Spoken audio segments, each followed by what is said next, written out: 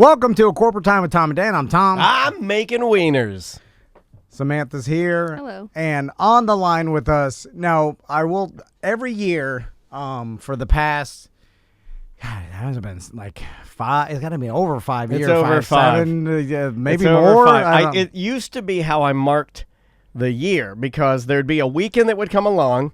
I have a very, very poor concept of time. Yeah. And so the year would be moving along, and then there'd be a weekend that comes up, and then you'd go away for the weekend, and then you'd come back stiff, sore, and bright red, just burned, sunburned. and sunburned crazy. And I would go, the golf tournament must be. Yeah. I was like, time of year? I was like, my birthday's coming up. That's how I used to mark my birthday. Yeah. It's like when the geese fly south. It's Just like that. It's exactly like that. So I play the Akoi Firefighter Base Camp. You just thought of it. Golf tournament. I know it has an official name, but I know that it's the Akoi Fire Department puts it on every year. If you're listening to this show for the first time, what you're hearing right now with both me and Tom, every word that comes out of our mouth sounds like a boot going into mud and coming out of mud. It's so hard. It feels like we're trying to get gum off our shoe. The words are just...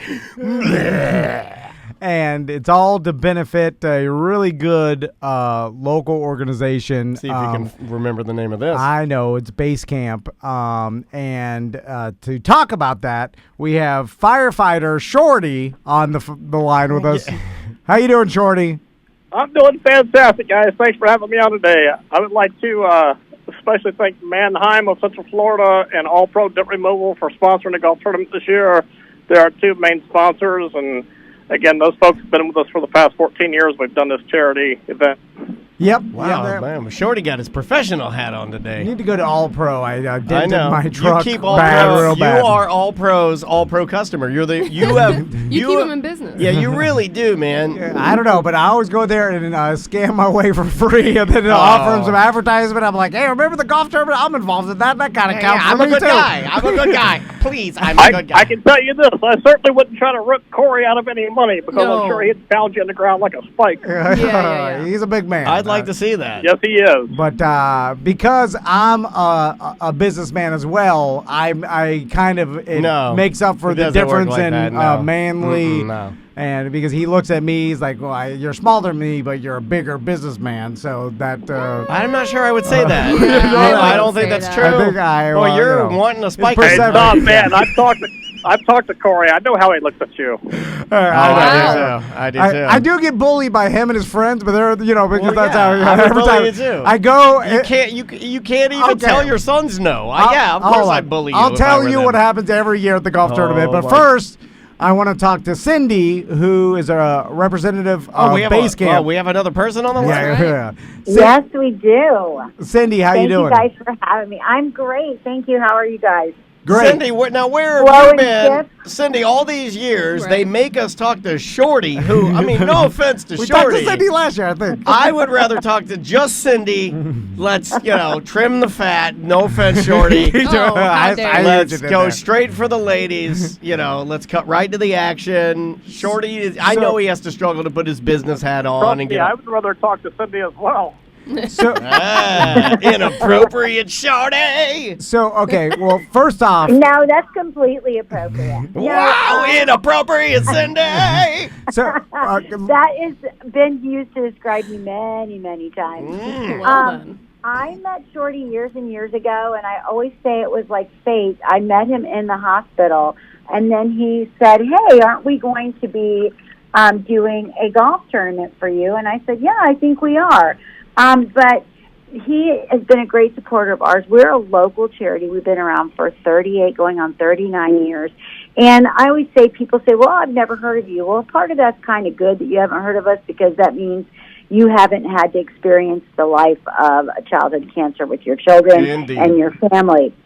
So we do all kinds of things. We deliver wonderful different foods to the hospital, and some people say, why do you do that? They have hospital food. And I said, yes, and it's hospital food. Right. So our local, Texas Roadhouse and Oviedo and just different restaurants would donate. And kids, I always think it's kind of threefold. Number one, they're getting to eat something besides hospital food, something that may encourage them to do so. Yes, it is definitely a motivation booster. I mean, some of the things that you guys do, like the way that I describe it, just to make it easy, is I feel like you guys inject a certain level of normalcy into these families' lives. That way they can concentrate on spending time together and not have to worry about the dumb stuff. Like food and entertainment, stuff like that. I mean, you guys do all that. And you prop them up with stuff that is really a morale booster and gives them like a shot in the arm to spend some time together. Yeah, right. Cindy, it's really amazing what you guys do, and being involved in this golf tournament. I've been involved in it before kids, and then now that I have kids. How much does it mean now, dude? It honestly, Cindy, I'm sure a lot of people can't even imagine going through something so horrible as to have your child fighting cancer. Like, honestly, I'm not an emotional guy, but I literally, by saying those words, it makes me want to cry. I know. And so the fact that you help these families help their kids fight this horrible disease, and you at least can add some normalcy in some aspect. It's unbelievable what you guys do, and I will always, if I can, help and play this golf tournament. 100%. We've told that to Shorty too. All jokes aside, because I know we play rough and we like to screw around in here for the most part. But yeah, we love you guys and what you guys do. And if people want to, if they're hearing this and they know, hey, I know that charity. Hey, I know how to golf, and I would like to join Shorty because, I mean, look, if you're going out there, you just want to go out there and hang out with the guys and have a good time, right? I mean, that's what it's about, having a good time and raising the money. So how do people get involved, Mr. Van? Well, Shorty, I asked Trey for There's the link. There's a lot of Shorties here. You have to be very specific when you say Shorty. And so what? I put the link up in the Twitch chat. Okay, cool. And what official website are we telling people? Is it whynotgolf.com? Yes. Okay. It's whynotgolf.com/basecampgolf. Okay, perfect. That is correct. And I'll tell you, we've had such a fantastic support from most, like I said, all of our sponsors and all the people that normally come and play, Tom, that we're actually sold out on a full field except for your team. Oh, wow. Wait, so Tom's team's the only team not selling. That makes sense. That makes sense. Well, that's... Daniel, you stole my joke. Oh, I'm so sorry. You know what? If you talk to a lot of people, I steal a lot of jokes. But it's fantastic. This is the first time that our golf tournament sold out this early into it. Wow. And we're really in need of, if anybody has any donations, they can donate stuff for raffle items or silent auction items. We're definitely in need of that type of thing. This pandemic's been really great for you guys. Well, I'm joking. That's a horrible joke. Here's what people are ready to get out and do everything. We're all stuck. Mm-hmm. And I will say, that's absolutely true. If anybody wants to help this event by sponsoring it, if anybody wants to help remove all the dents from your car, it's going to take an 18-member team. Listen, I've used All Pro like 5 times already. Yeah, they're really good. Listen, they fix my rims so many times. Unbelievably good job. But if anybody else wants to sponsor this event, are we giving out Trey's cell phone? Because that's my favorite part. What? Yes, we are giving out Trey's cell phone. Okay, so Trey...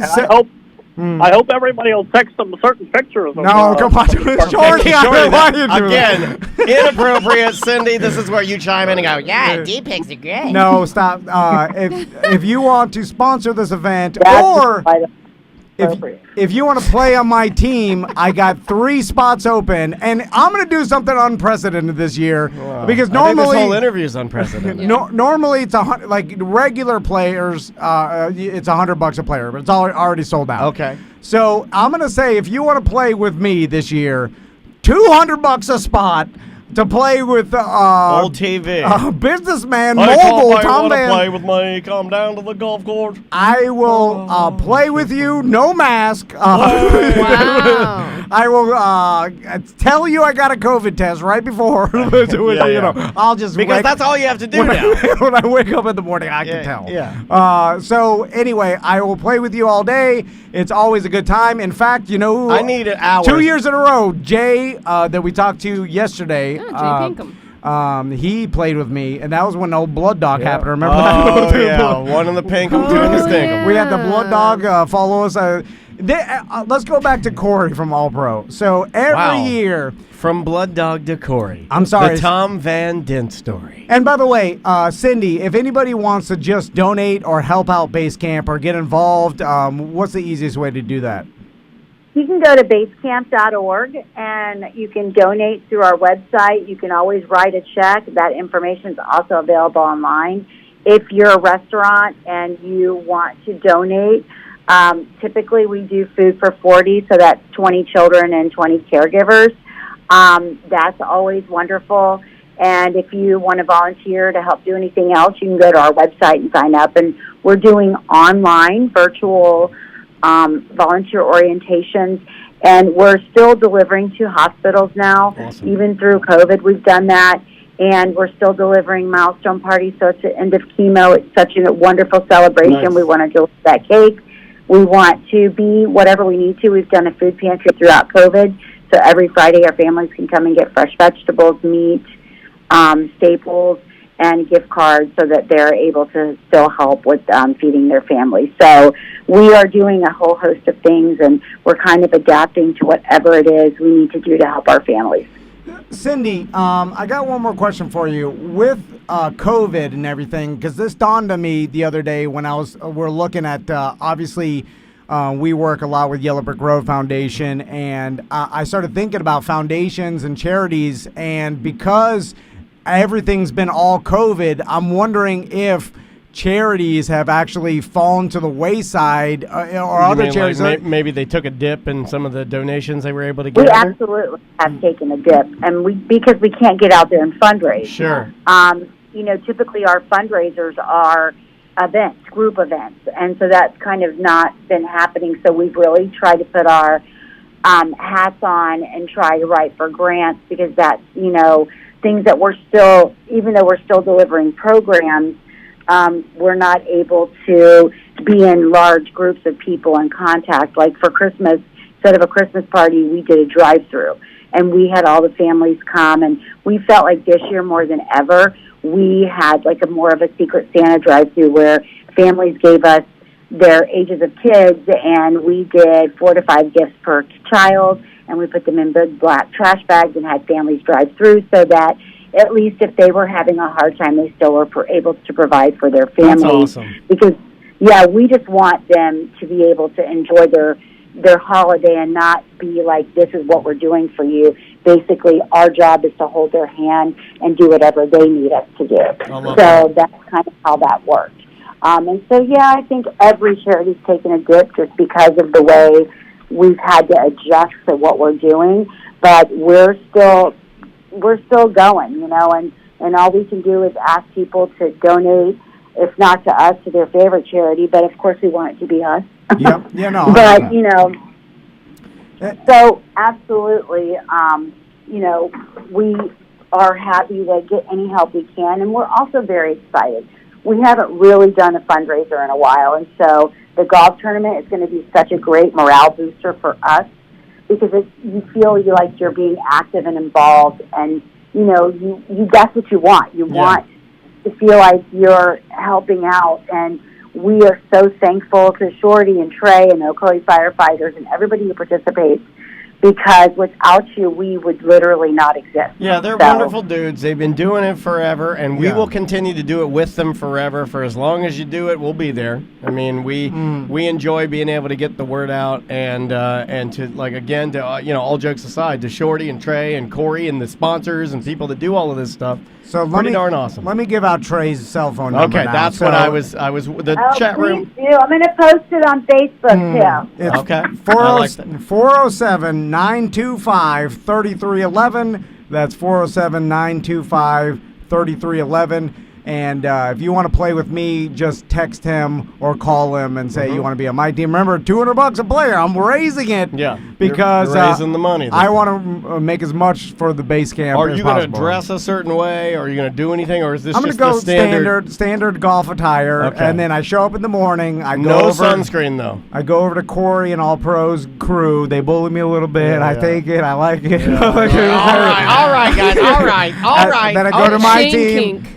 And then I slice some balls. I lose half my balls. You I'm do a that horrible thing golf where player. you hit the ground so hard that your elbow goes like. Then every year, Shorty comes around with his son. World famous Jello shot. Years ago, son used to be like my son's age. Now he's a grown man. He's He's standing tall. He's eye to eye with me now. Yeah, oh yeah, he's a real man. I have that with Maisie right now. And Shorty comes. He's barefoot. He's usually has some Homer bucket filled with poison. Are you gonna ladles me? Like why does Shorty always walk around the golf tournament wearing just a barrel like an old like in the old cartoons, and he's just like what do you say, like ladling some sort of homemade whiskey? He finds me right around like high noon when I'm already sunburned pink. I'm loaded, and then he challenges me to a drive off.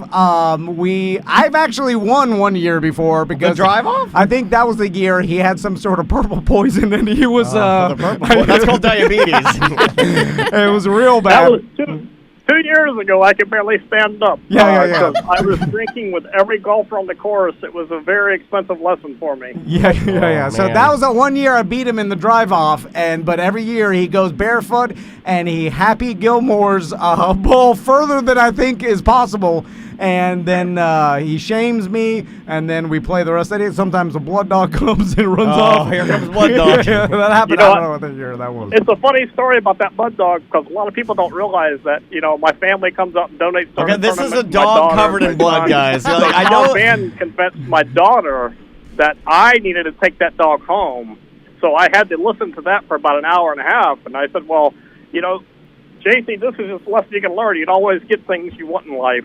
And we left the dog there. Yeah.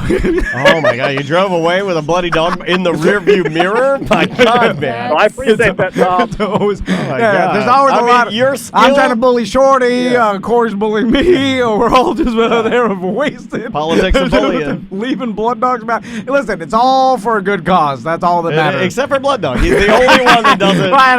Rescuing. He's rough. Yeah. He's fine. Anyway. He likes it that way. So, again, if anybody wants to sponsor this event, listen, we'll go ahead and plug you on the show, too.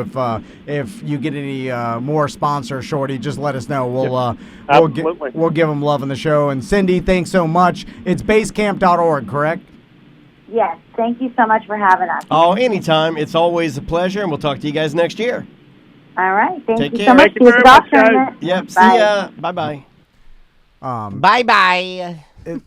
Why this is such a good event too is it's not giant corporate event. Like all the money raised goes directly. Like everybody. I've been volunteers. trying to figure out how to get control of it and make it a giant corporate event and suck all of the good out of it. Because that's the thing. Like some of these, like you get gigantic charity. Now some of corporations do it where it's like 100% of everything goes to charity. But sometimes it's like, well, we'll donate portion, portion or the or what's left over. But by the time you put on this huge when anybody says event, portion, it's like when you mention the we portion, got 3,200 left over. We raised 60,000. When people mention a portion, they never mention like if you're mentioning the portion, it's not a big portion.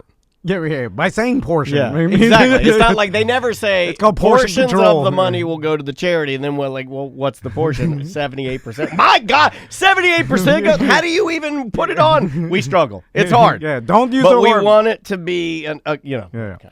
But anyway, yeah, everybody volunteers for this, and they try to give literally everything to base camp. So it's a cool thing. Really that cool. They've been doing for a while. So It's one of those difficult things, though, where I instantly go into make a lot of jokes mode because you're talking about a lot of times kids with cancer. And, and families that have to struggle with that. And I'm sorry if I get a little nervousy during that, but I do not like that. But it's a reality. It is. It's a real thing. But yeah. And these kids handle it a lot better than most adults do. Oh, yeah. So. Anyway, pivoting. We'll take a quick break, and we'll be right back with more Corporate Time. Welcome back to A Corporate Time with Tom and Dan. I'm Tom. I am Dan. Samantha and Butler are here. Let's jump into some of your voicemail messages. Let's see. How about this one right here? Let's try this one.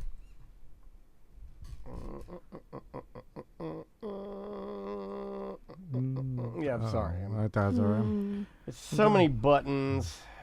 It's turning on the TV, then I got to switch the external thing. Well, you fix one thing, then you break another thing. Yeah. Okay, here we go. This one's about Yo, BDM Neil here. So yeah, I'm listening to the BDM show from today, like the most recent, obviously. I'm always caught up. And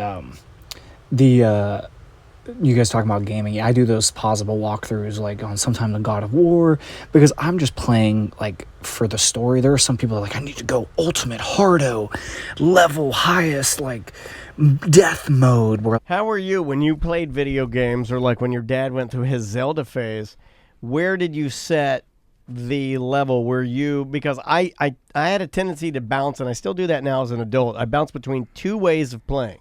I'll either, like Neil's saying, put it on easy mode and play for the story and just have fun while I'm having a couple beers, or I'll put it on normal mode, but I never go like extreme or ultra hard or anything like that.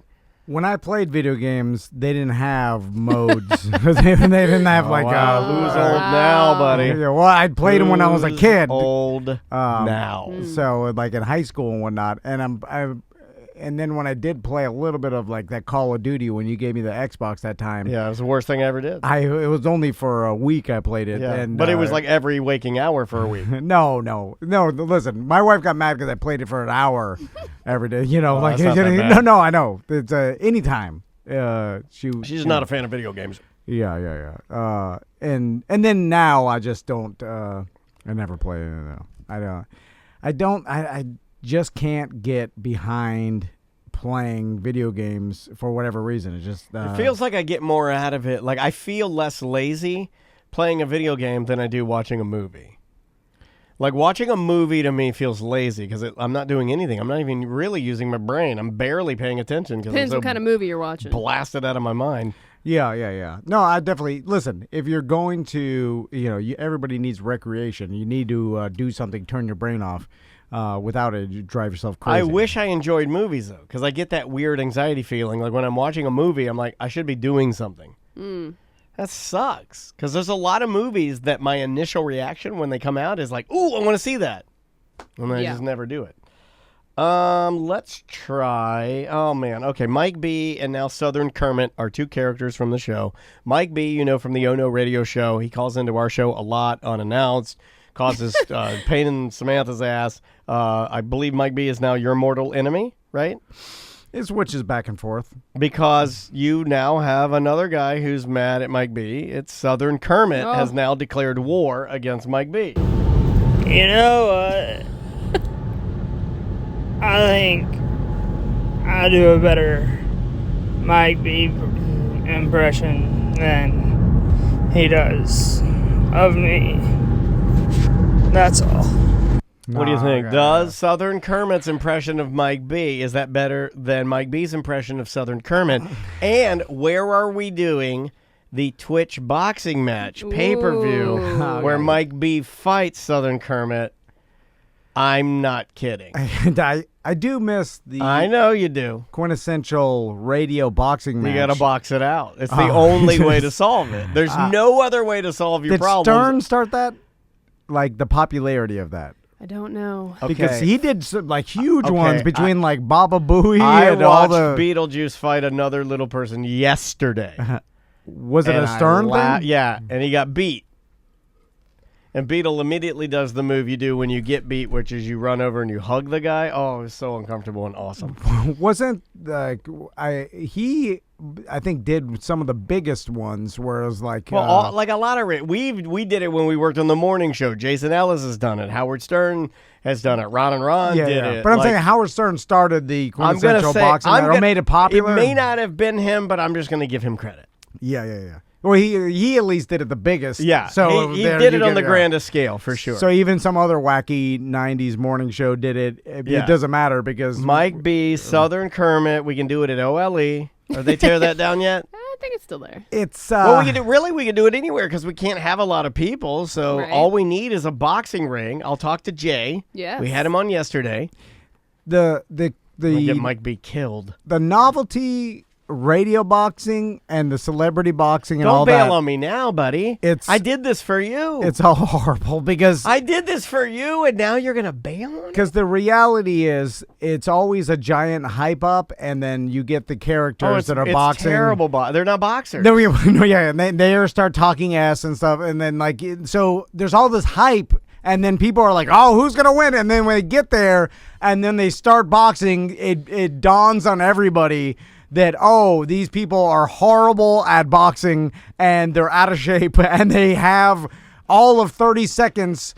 In fact, it's probably the nerves and the adrenaline drain them in the first 5 seconds of the fight, and then the rest of the time you're watching two horribly out of shape ghouls. Yeah. It's barely a tap huff each and other. puff and ghoul fight. Yeah. And they're on the verge of vomiting. That sounds like a song. Hey, it's a huff and puff and ghoul fight. They both want to quit immediately. They both probably talked to each other before the fight and said, hey, let's not really punch each other. Why do that? My boobs hurt. But I will request a cookie sheet be involved. Yeah, well, I mean. It's just a... Now, who gets the cookie sheet first? I don't know. Has there ever been a goof boxing match that has been good? I think that's what they're Like attempting celebrity to do. boxing? Well, that's what they're attempting to do with all these influencers that are boxing. They're trying to, I think, make it a couple notches higher than, watching Beetlejuice, fight, Hornswoggle from WWE. It's very much they know. I believe that these influencers are smart enough to realize that we will turn our backs on it if they're not entertaining. Well, and we won't buy them anymore. The only problem with that is that either your Logan Pauls that is into this world, Jake right? Paul, Logan Jake Paul. Paul, whatever. They actually are amateur, I guess, amateur boxers at this point or whatever. They train hard doing it. So. But that's I take up a boxing class at a gym, I think they have been at least that one dude. Yeah, they're dedicating themselves to it, but they're still not boxers. You know what I mean? That's what I'm saying. Yeah, I watched them. I watched a little bit of that fight, and the guy has training. Obviously he knows how to throw a punch. He has skills. More training than I got. And he has obviously he's been boxing for a while. The problem is you can't ever. It's got to be Logan Paul. You can't get your D-list celebrities to be involved because But a lot of people will be hate watching that too because a lot of people don't like that guy. So do you get celebrities that people don't like because people want to see them get hit? that was the whole point of celebrity boxing at one point. It was get D-list celebrities, and I'm not even saying D-list. No, I'm saying she's people saying, that hated. Right. well, usually anybody that's hated, They that's may a not celebrity, want to do it. would never do it unless they were D-list. That's the problem. Nobody. Because it's not worth their time or money or embarrassment. They can make money doing other things, but you got to find desperate people that are want attention and money to do these kind of things. Because it's a pain in the ass. They have to go to some sort of boxing class because they look, and even if they do the 2 weeks of boxing training, they're still going to look horrible in the ring. No, of course. And then the fight's going to be god awful. In our Twitch chat room, twitch.tv/Tom and Dan Live, if you want to watch the show and chat and whatnot. Ghost of Minute Bull says, you guys would be enamored with the story behind the WWF's Brawl for All in the late 90s. These were legit boxing MMA fights that WWF ran through their TV show. Ran on their TV shows that resulted in many, many injuries. The winner won and fought Butterbean at WrestleMania 15. Butterbean knocked him out in 15 seconds. Bart Gunn was the winner. Yeah, I liked it when I remember when it's now the WWE. I remember when WWE was dabbling in strongman competitions, tough man rather, not strongman. Yeah. And it was supposedly really sanctioned fish out of water. Like you show up at the club and the guy with the hillbilly Jim with the overalls is over there, and you put the two guys in there, and I don't care what the match is, go at it. And old UFC or Ultimate Fighter, Yeah. like back in the day what where style will prevail? Yeah, the jiu-jitsu guy would fight the sumo wrestler, like the old transmission mechanic who knew how to box. Like it was an all mixed match, like Tank Abbott era, like tough, like toughest man fights and stuff. I remember hearing about. I remember my dad talking to like his That's buddy. before we knew about concussions.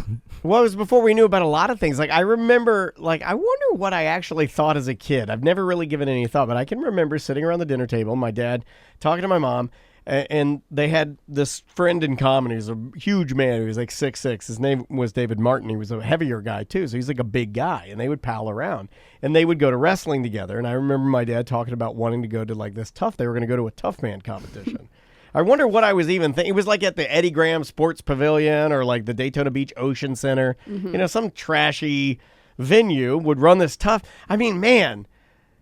We live in such an odd time now that the idea of just showing up at some place. I drove my, my Honda Accord down there, and I got out, no mask. I saunter up. I get myself an ice cold Miller Lite, and I sit down. I watch two guys sweating all not over each trained, other. that are going to kill each Bleeding. other with no lawsuits afterwards. And one guy's literally going to get his head beat in. Yeah. We'll be back there, except for the fact that the fights, they don't let that happen anymore. That doesn't happen anymore. It'd There's litigious, man. Well, people died, and then that's when they're Well, like, there we was can't- that. Yeah, There yeah. was I that. mean, Yeah, because once a death is expensive for anybody to pay for, and that scares everybody away. If it was like injury, I think they'd still go on, but like once you die. someone died, everybody doesn't want to touch it, and like it's too much of a risk. Nobody would insure it. Like even insuring our wrestling, professional wrestling in the 90s was super expensive because they wanted to, like, if someone lands on their neck, then it's like, all right, now you got someone that's paralyzed. You bring up a really interesting point in the fact that, normally it is the death that changes the law or the rule.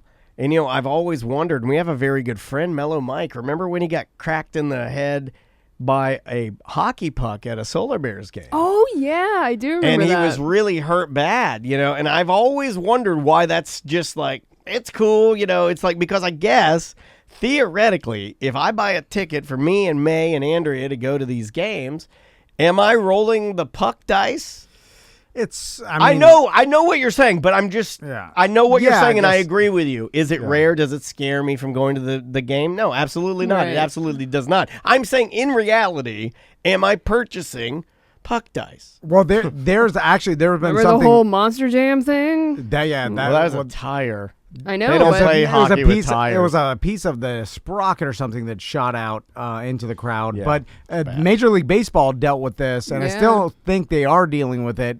Maybe they put up nets longer now, but for a while, people were getting hit with foul balls, and then some kids were getting hit. Yeah. And it was happening. I only hit my wife with fresh balls. Real Sports did an episode on this, and they were questioning why hasn't this been changed, and a lot of it was because these owners didn't want to put up nets, and they're like obstruction of seats. Yeah, and it like changes they're expensive it seats changes right the there. atmosphere. It's money in. And Yeah, and then but their argument was this is happening too much, and like these balls are they're rocketing into the crowd and hitting. You can hit the baseball that's going dead. 100 miles an hour off of a bat, and then it hits a toddler. That happened. Yeah, and it so hit a child. and then It wasn't just like a fat guy holding a beer, I think that's what changed it, but it takes a while for these companies because they're like looking at bottom line. Turning and a cruise ship, right? And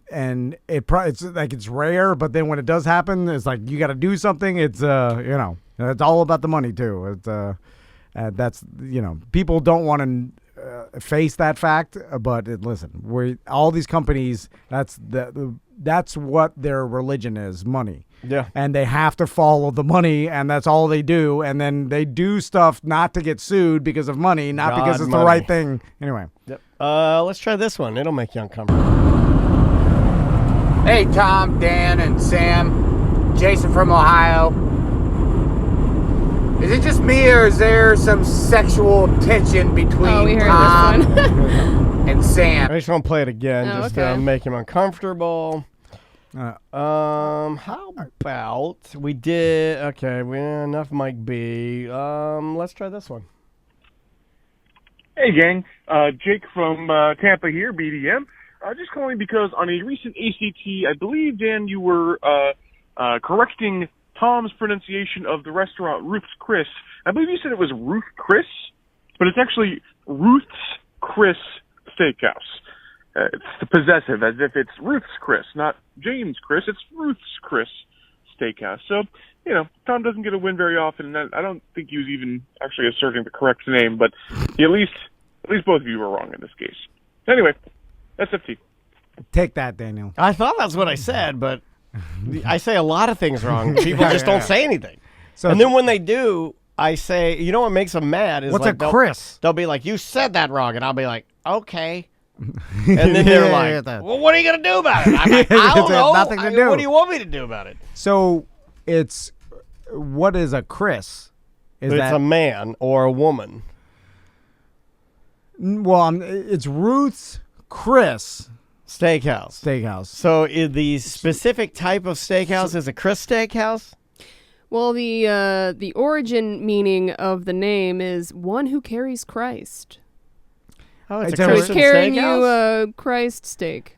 Is it a religious thing? I don't know. Our steak is an awesome steak. Yeah. What? Look up a Chris Steakhouse and see if that's a particular style. Has of it steakhouse. been abbreviated? Couldn't you have just said Christian Steakhouse instead of Chris Steakhouse? Is it? You just took the T off? Are you trying to trick me into thinking it's? Is it Ruth's Christian Steakhouse?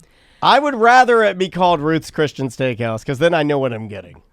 Right? Well, I don't know. I've been And to I would have Ruth's Chris. taken. There's nothing. But I would have taken my mom there all cross the anywhere. time. Yeah, but there's nothing Can you in there. imagine? For Mother's Day, every year we go to Ruth's Christian Steakhouse. I don't know. I don't think that's it. I don't think that's it either. Yeah, yeah. But Sam's saying that's it. Wow. I don't know. Well, Google it. I'm Somebody help! Googling. All it is telling me is about Ruth's Chris Steakhouse. There's nothing with just what is a Chris Steakhouse. All right. Anything I found about Chris is the name. Does anybody in the chat know something I don't know? Yeah. I wonder what because if it's Ruth, if the possessive is it's Ruth's Chris Steakhouse, then a Chris Steakhouse has to be something, right? Okay. Over 4 decades ago, Ruth Fertel, a divorced mother of 2, mortgaged her home for $22,000 to buy a small 60-seat restaurant in New Orleans named Chris Steak House. Okay, so he just bought it, took it over, and added his name. Shortly thereafter, a fire forced her to change the original location, and she renamed the restaurant Ruth's Chris Steak House. Okay, yeah. Dumb. This is dumb. Ruth's Christian Steakhouse is dope. Yeah. I would go there with my mom. Yeah, you It have wouldn't some be- wine, drink the blood of Christ. Well, I'm just saying, it would make sense. This doesn't make sense. Yeah. Well, it's kind of like, you know what made me, I'm like, why did you do like this? Chick-fil-A. The original Chick-fil-A restaurant used to be called, it's owned by Truett Cathy, and it was called the Dwarf Restaurant. What, Chick-fil-A? Yeah, I believe the We talked original about this Chick-fil-A before, is yeah. called the Dwarf Restaurant. And I'm like, that doesn't make any sense. Also, what's that fast food burger place with the steak burgers? Steak and Shake? Steak and Shake. You almost said the name. If you just talked that out, if I'd have given you 5 more seconds, you'd have won. So didn't It someone... was the Dwarf Grill. Yeah, by the way. the Dwarf Grill. No, the Italian company like Bulgari. it's called It's like Bulgari. It's like a Bulgari's Steak and Shake. yeah. That's what I'm saying. Like, it's stupid. Just believe it. Yeah. Why do you put your... Why You have to putting change that- all the yeah. names? And you know they signed it on the bottom. It was like Steak and Shake, and then in black cursive Yeah, at the it's bottom, like it's by like Bulgari. powered by Bulgari. I'm like, get out of here, Bulgari. Nobody likes you. It doesn't help you at all? It doesn't. Because it seems like just a narcissist thing to do. You're pretentiousing my steak burger. If there's anything that shouldn't be pretentious, it's a goddamn steak burger, right? That should be America. And then you put on the bottom of it, you're like, and by the way, I hate the term powered by. If you use that for anything you do, you're like, Yeah. Tom and Dad, powered by nice streamline. If we did that, call us on it. Yeah. And call us stupid because it's stupid. Yeah. Also, when I'm driving my Steak and Shake, I don't look and be like, "Oh, it's now powered by Bulgari." Like, it doesn't change nothing. It's the same. I realize, and everybody does. In fact, it's the same goddamn thing. In fact, it's the opposite. It's bad because I look at it and I'm like, Bulgari. I want a steak burger. You know what I mean? Yeah, what is that? Like, That's it something makes me different. think you sprinkled some squid on it or something. I don't know. Yeah, I just want a burger. You're like, wait a minute, what's Bulgari doing? It's like, Bulgari. what is he doing in Hold there? on a second. Is it spaghetti now? I don't want it. I'm driving. They do have spaghetti there, though. They Oh, I have wanna chili try- back. They have chili back. Stupid. It is good. One time, I was blackout drunk and ordered Steak and Shake, and my wife I drove to the drive-thru and came home, and I wanted chili from Steak and Shake, which I don't know why you. And when it came, I opened the top, and whoever had filled the cup had just ladled the oil from the top in there, so there was like no meat and no beans. Oh, you know what? It's probably the last at the end of the night. It was the end of the night. And I was so mad. I was blackout drunk. I was so mad. I grabbed the phone to call them, but while looking up Steak and Shake, I passed out with the phone in my hand. Just a cup of oil. And I sat there. Bulgari. Like, just get sat- Bulgari. They got you with the I just sat Bulgari. there with a Bulgari. A bowl of Bulgari. A cup of oil as my wife took, because what she likes to do when I do that, she likes to, she's not ride or die. She isn't going to get with me and help me out. She isn't going to call them and wake me up and go like, hey, okay, yell at the manager now. She will just take photos of me in that state from every different angle so she can shame me later. Well, also, that's for the trial. Yeah. That's evidence. Yeah. It's like, look at this. You say, Surprise witness, Bulgari's on the stand. Oh my That's what I God. like to call the, what was her name? Amy Heard. What was her name? That just with Johnny Depp? Amber Heard. Is it Yeah. Amber Heard? I believe so. Where she had all those photos of him like passed out on the side of the bed. Oh, embarrassing. Yeah. Oh. Except the only Amber difference Heard, between yeah. me and him, I don't dress like a gay pirate. You'll be there one but day. I want to. Yeah. But I want to. I'm it's this only a close. matter of time. A couple more trips to Fairville during Halloween time. and After I'm this there. Land Cruise, Oh mean. man, I last night I'm trying to pick up my Land Cruise outfit. Yeah. And they just keep getting skimpier and skimpier. Yeah. We got to look into we because that's a funny idea. I was thinking about just doing body paint and a sailor hat. We can do it. Right? But I don't think that would be allowed. I'd have to wear panties. Yeah. That's not fair. Girls can get away with it. Girls can get away with being at a party and just doing the body paint thing. Guys, you can't do it. There's too much. You got to tuck some things. Yeah. Yeah, You have to wear like at least a little loin thing. Yeah, but girls have to wear some. They can't. You see the whole. Well, only You if they're see the sitting down. hole. No. You can't say that, by the I'm way. just saying it's I'm not getting an email about Bulgari. that. No, if they sit that was how I was gonna end. Powered by. Welcome back to Corporate Time with Tom and Dan. I'm Tom. I am Dan. Samantha and Butler are here. So the past 2 weekends, I've been out in the Florida wilderness. Yeah. And it's Kind of experiencing true Florida life. yeah, and it actually, and maybe I'm sliding into being an old man, but for whatever reason, I feel like Actually, I appreciate you it should more say now. drifting.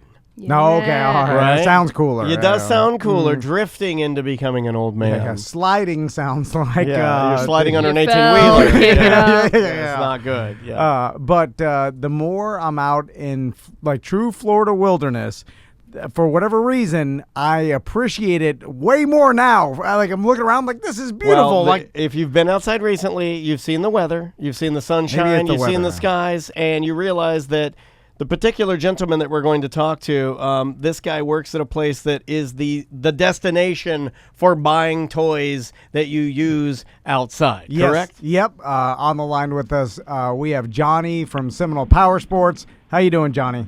I'm doing great, guys. Doing great. Any sweeter, I'd have diabetes. All right. That's how I like Johnny. Dad joke. I love it. So now, Johnny, am I right? Because I heard this, and I've kind of seen people talk about this, and like when the pandemic hit, everything that has to do with the outdoors and/or houses, by the way, too. But it seems like the outdoors are another huge allure to people, obviously for obvious reasons. They're like, how can I get out and do something not crammed into a space? And like RVs and anything, and like dirt bikes, side-by-sides, four-wheelers, jet skis. It has, yeah.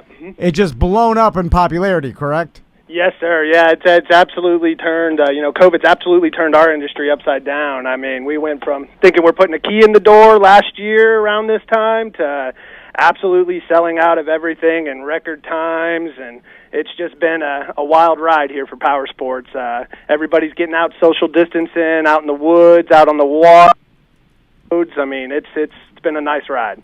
So with that, obviously, it feels like, if people are on the fence to whether or not to buy a toy, it feels like the pandemic pushed them over the edge because they're like, what else am I going to do? Yeah. I'm going this route. There's no family vacations. Sure, yeah. I'm going to just buy a four-wheeler or buy that side-by-side I always wanted. Speaking of the side-by-sides, I'm surprised you're not in that game yet, Tom. Well, there's two things I want to ask Johnny about. First, are side-by-sides, are they eventually going to go, like everything else, electric? Or is there a reason, like they'll stay gas-powered? It seems like as electric motors become more efficient and a lot of things go electric, that everything's going electric. I even heard in like some circles they believe that even dirt bike racing and stuff will eventually all be electric, and like most motorcycles, and like just because you'll get faster speeds, more torque, less noise. There's a lot of advantages. Like, and even with the side-by-side, if you could ride seemingly as quiet as a golf cart in the woods, there's less a lot noise of pollution. Yeah. That would be nice. We haven't seen that trend really take off in power sports yet. BRP Can-Am tried they dabbled in the EV market about 6-7 years ago. I just think they were a little ahead of their time on it. Yeah. But with everything going EV and automotive, we're typically 2 to 3 years behind the automotive trends. So I don't see why we wouldn't be seeing some EV models launched here in the next 3 to 5 years. Yeah. It makes sense. Can you imagine how quick a side-by-side would be if it were all electric?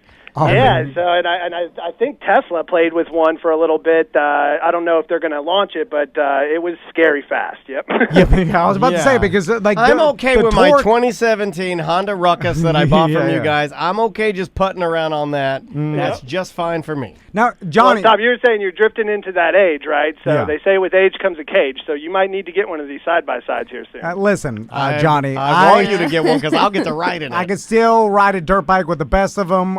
I don't need a cage side-by-sides are really fun. They are fun. And speaking of that, maybe old age, I've been looking into golf carts I have this deal going on with Daniel. I don't know if it's going to come to fruition yet, but with side-by-sides, is it possible to make them street legal? It is. Okay. Yep. So it basically it's the same as like a golf cart. You just need the appropriate DOT approved stuff. Yes and no. So that yes on the DOT stuff, but it's not quite as easy as the golf carts because the golf carts are considered a low-speed vehicle. Most of these side-by-sides are, the lowest speeds they run are 60.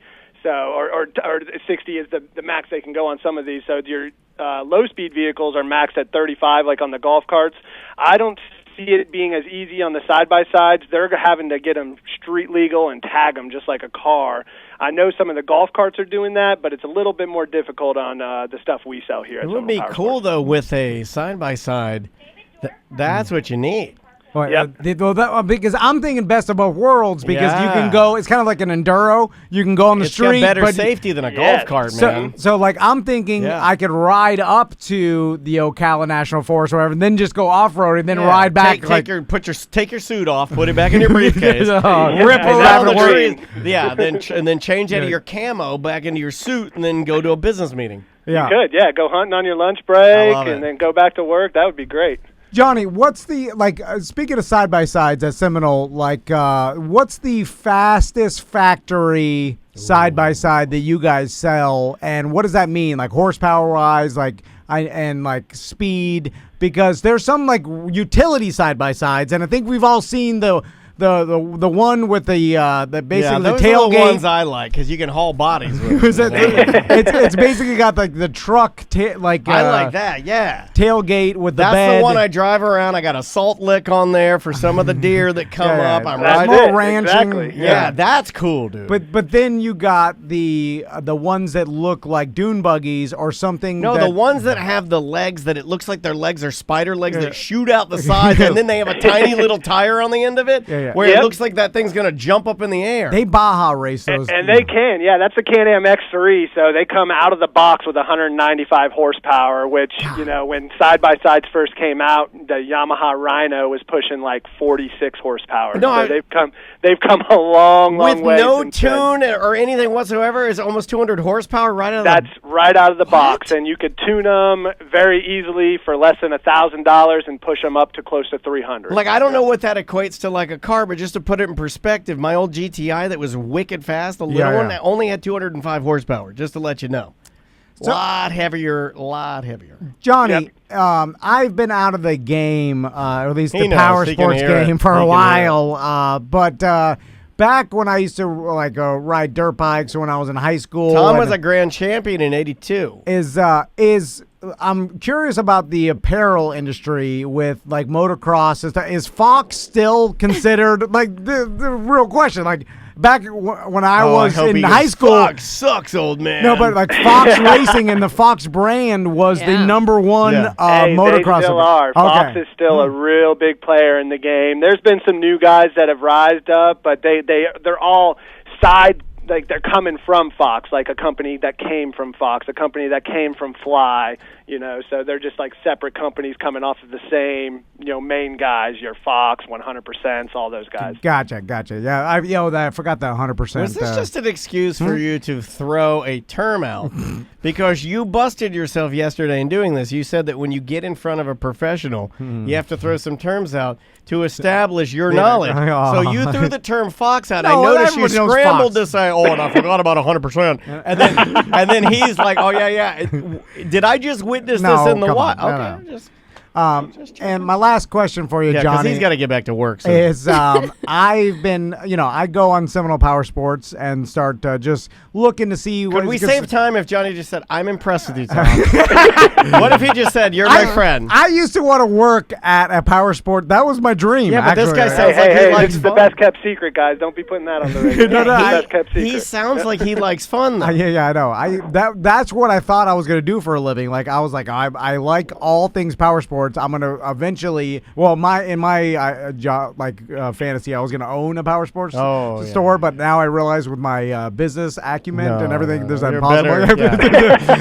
Like talking to Kirby, I'm like, oh, this guy's way smarter than I am. You're better suited at the clown, this clowny, whatever this is. Roll in a few of the bikes and sweep the showroom, please. Anyway, so I was browsing through Seminole Power Sports website, and I ran across the Trike scooters, and I started looking at them. And at first, I was like, "Whoa, this is an old man thing, right? The Trike scooter."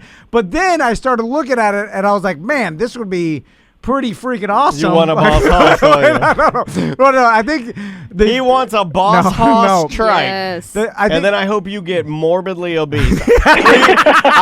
Okay, Johnny, how can we? You need to help because you're gonna have to find the largest trike that some company makes. We're gonna get Tom to be the biggest blob radio host, and then we'll have to buy him a big fat cowboy hat to ride. We can make that happen. Yeah, that's what I'm talking about. I'm just Kirby likes to have fun. Curious about the Trike scooters. Do they have more horsepower because they can have bigger engines? Like, how fast can they go? Tell me about the old Trike scooter.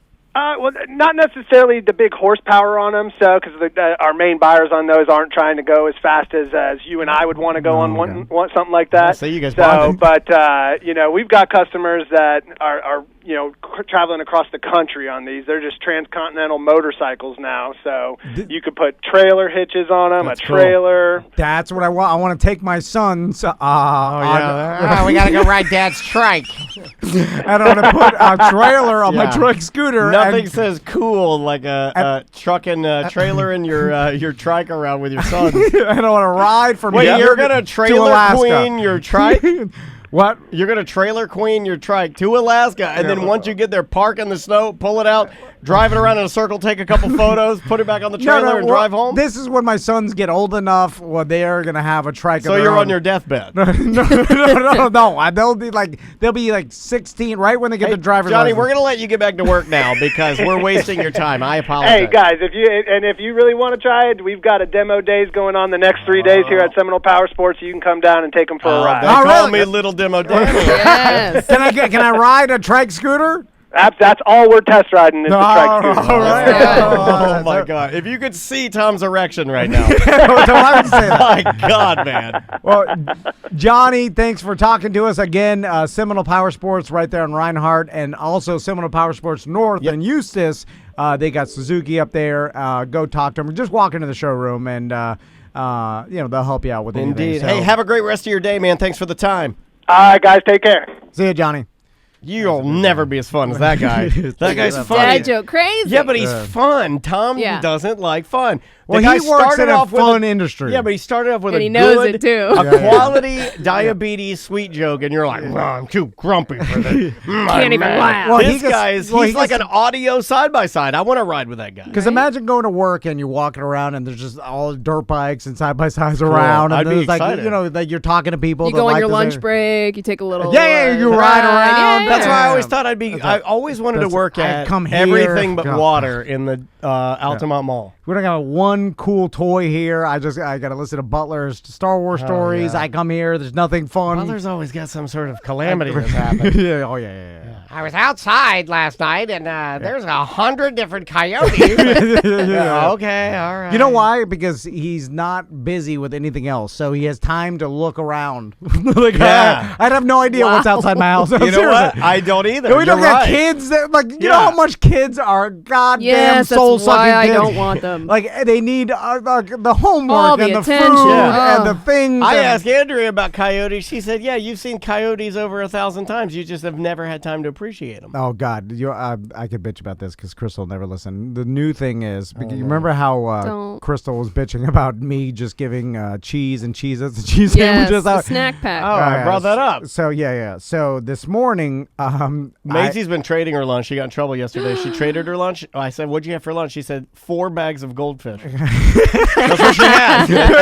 Dude, no, but somehow I got in trouble for that. How's that work? So- Because my wife was talking to Tom's wife, and Tom's wife told my wife that he only feeds his kids cheese, and then I get yelled at because Maisie likes cheese. well, of course they have cheese, Oreos. I get them the little Cheese is healthy, dude. those little vanilla wafers Yeah, and it's the vanilla. tiny snack pack bags. It's healthy. Yeah. Vanilla. It's a wafer. Yeah. What's Wafer is not, it's not nugget. Nugget is bad. Wafer good. I know the trigger words. So, anyway, I wake up. Hamburg bad, sandwich good. Expect, every morning, wake up hungover. I get my coffee. And when you hear their shrill little voice, and then so Daddy I needs a minute. I go to make their lunch like I do every day. So I'm like scrambling. I'm opening up the snack cabinet. I'm trying to pull the you do Oreos. that in the morning? And you would never yeah. well, do it the night before. Yeah. But you would never pull the card that I would pull immediately because I'm hungover and I'm mad. I'd be like, well, if you don't like it, you make it. No. I can't ever say nothing. It's a prisoner type scenario. So Stockholm syndrome. I go out and try to get my normal snacks, and then Crystal's like, wait, I have a new system. I bought this. You have to check out a snack. You have to sign out. If you got grapes, you have to write the number of grapes you have and then sign them out. I have a new lunch Oh, God. organizer for each boy, and then she A new bento box? so I she- hate bento box. What happened to just throwing it all in a bag? Yeah, so before their lunch boxes were just like soft bags that were the size of like an M-Words briefcase. I don't know how to describe it other than that. And so I don't know what that means. a little person's briefcase. Oh, so for a split second, I thought you said something else. No, and I was M. Like, yeah, okay. So you gotta be careful. Anyway, and then I just stuff it full of snacks, and then usually like a corn dog or a corn cheese sandwich or a peanut butter Do you jelly. bake the Do corn they have dog? microwaves there? No, I bake it before and then wrap it in foil. And then You're a good dad. Maisie gets It's nothing. still gotta be cold by Maisie the gets time. nothing They say it's heated up warm. because I'm not cooking anything for your lunch. your lunch is going to be whatever I can grab and throw in the bento box. For Maisie, it's a handful of miniature pepperonis and 4 cheese. And me, it's like, I do. Man, she's got to be backed up. Yeah, it's fine. I do. She's little. Grilled chicken sandwich with yeah, buttered bread. Yeah, I toasted all Told us brioche. He's like, I put your aioli on the side, sir. Tommy gets ketchup. Max doesn't like ketchup. The whole thing. Anyway, yeah, that's going to end poorly. When they ask him why he killed them, he will say, because I didn't get ketchup. Yeah. So the news system, the Crystal that I had to be quiet about, and I just had to stand there and grow mad. And it's better. You taught me that, by the way. Is it's a box, and then basically the box is the same size as the soft side lunch bento box. That's what I have for Maisie. Yeah. That Andrea's giving Crystal. She's like, go get the bento box. Now you all right, so I'm proud of you now. Because I got the goddamn bento box now. Yeah. Well, what's wrong with the bento? Well, now you know how it feels. what's that? I was going to say that. Was what? How the tables have turned. Oh, what twisted tales weave when we conspired to deceive or something like that. Can I pay you to make it a little more miserable on Andrea tonight? Just to get her back for the GD bento box. Because now the bento box, she's like, look, I open it up, and now there's a little tiny everything has a tiny compartment. I hate it. This is for vegetables. No, that's this why is for nuts. This is for grains. I'm like, And then Crystal then proceeds to take out little mini vegetables, and then I look at my sons, and they're all shaking their head. Really, you're gonna hate this garbage. You're gonna punt it in the trash. Like, what happened to bag? And then I'm like, it's bad for the earth. I don't care. They're gonna be they're gonna punt these vegetables. There's nuts, like a little thing of nuts. Yeah. And I just have to stand there, and then there's like, here's the room for their sandwich, and the sandwich so small. It's like it's tiny. It's half an iPhone size. I'm like, a sandwich is not that big. A sandwich is a sandwich I'm gonna size. have to trim the sandwich down to get it in there. Yeah. So I don't do that. Handful of pepperonis, 4 cheeses. Smush it in. So I'm like, what is my son's no chips, no bag of pretzels, no. You can't put a bag of anything in there because the bags won't fit in the bento box. I couldn't even put the corn dog. No. You're not getting a corn dog in a bento you'd have box, to take sir. the stick out, break the And stick. cut up the little corn dog You'd pieces. have to put 3 corn dog pieces in there, Yeah. and then a half a stick on each side. So maybe one in the upper zipper pot. Here's the problem, though. The kids get home before I get home, so Crystal's gonna throw away all the evidence of them not eating any of this BS, and then when I get home, I'm gonna check their bento boxes. Ask the boys. I'll ask them, but there could be some manipulation. Yeah. Crystal could tell them a lie. I don't know. It's like a divorced dad You and have mom a scenario. weird family dynamic. Yeah, there's a lot Yeah. of a lot of poor communication here. Trickery, And lies. Yeah. Crystal's gonna be like, "Say you like the vegetables to Dad," because he's gonna say, "I told you so." We need to manipulate your dad into thinking these bento boxes are working, even though he was right, and the bento boxes are Psychological horrible. warfare. Yeah, because I'm gonna say like, don't you miss the Oreos? Of course you do. Who doesn't? Exactly. You like the GD vegetables and I nuts? forgot to put the Epicac in their food. Yeah.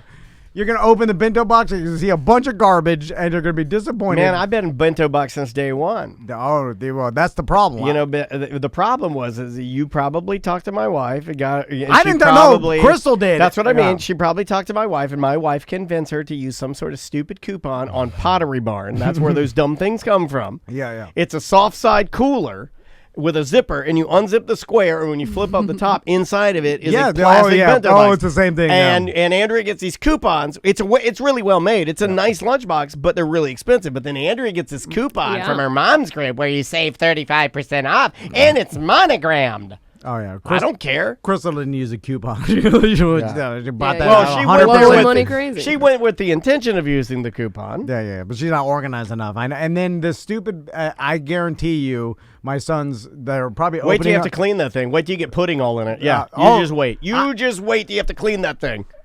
They're going to be miserable. They're going to open up that thing and see a bunch of nuts and vegetables and be like, "Oh God!" Like they're going to be mad about it. And I'm telling you, it's okay for kids to get mad about things. You know what's too. bomb now? You know what's the best thing that why ever not make them invented? happy? Sam? You know what's awesome? Why not? Do you want them to have grit or not? But at this point, You it's just wanna impossible. spoil the crap out of them. Yeah, no, I at just this want to point, make them happy. Yeah, And no grit. I want to every day. I get a little smile on Well, my face. guess what? Their lives are going to be turned around when they become adults and realize that, guess what? Not all the time you get to be happy and get everything you want. School Well, lunch, think though. about how much better it would be if Dude. you're happy all the time. School lunch is where it's But at. it's going to end, is what That's the trick. Why can't you be happy all the time? Why does it have to be wait until you get an adult? It's miserable. Why prepare them for that? I try to be happy all the time, but you I'm guys saying. So they all- have coping skills, sir. It's impossible. You guys And they end up always like me. well, there. Okay, I got truthful. Some people are happy all the time, and I'm like, what is that? Is that It's mental fake. illness? They're faking Okay. it. The Yeah. people I see that are happy It all the seems- time, behind their eyes, even people that I deem intelligent, There's like a John sadness. Bustecker. I look at him. No, it's not a sadness. Darkness? John Bustecker. I don't know if it's he's hot, happy Is it all the Hot time, Take though. Monday? Where are we putting the segment? Yeah, Monday. Okay, I'm okay with a hot take on a Monday. Fine. I think John Bustecker has tricked all of us into thinking that he is attractive and intelligent. And I think Well, that behind, in there somewhere, there is a lot of Evil? Yeah, that's what I said on a cruise a one lot time, of and then evil Samantha was arguing and I with me. feel like I still stand by there's his, something wrong there because a man does not. He can't be that good. He's that good. His wife is that good. They're good people. Yeah, yeah. Now, her, I believe. Him, though. Yeah, the something the straw deep, that, dark. I'm telling you, the straw that really made me go, wait a damn minute, is when he hitched his wagon to law enforcement. You can't be that good. You cannot be that good. You have to. You're be, perfect for law enforcement. That's a perfect disguise for He's the guy you want to do that. Isn't it what's that show where the person was a serial killer the whole time and he tried to find This other Is Us? serial killers? No, Dexter. Oh. Yeah, it's a Dexter scenario, right? It's I never watched It's more Dexter. like Golden State Killer, where it was actually a cop the whole time. No, okay, yeah.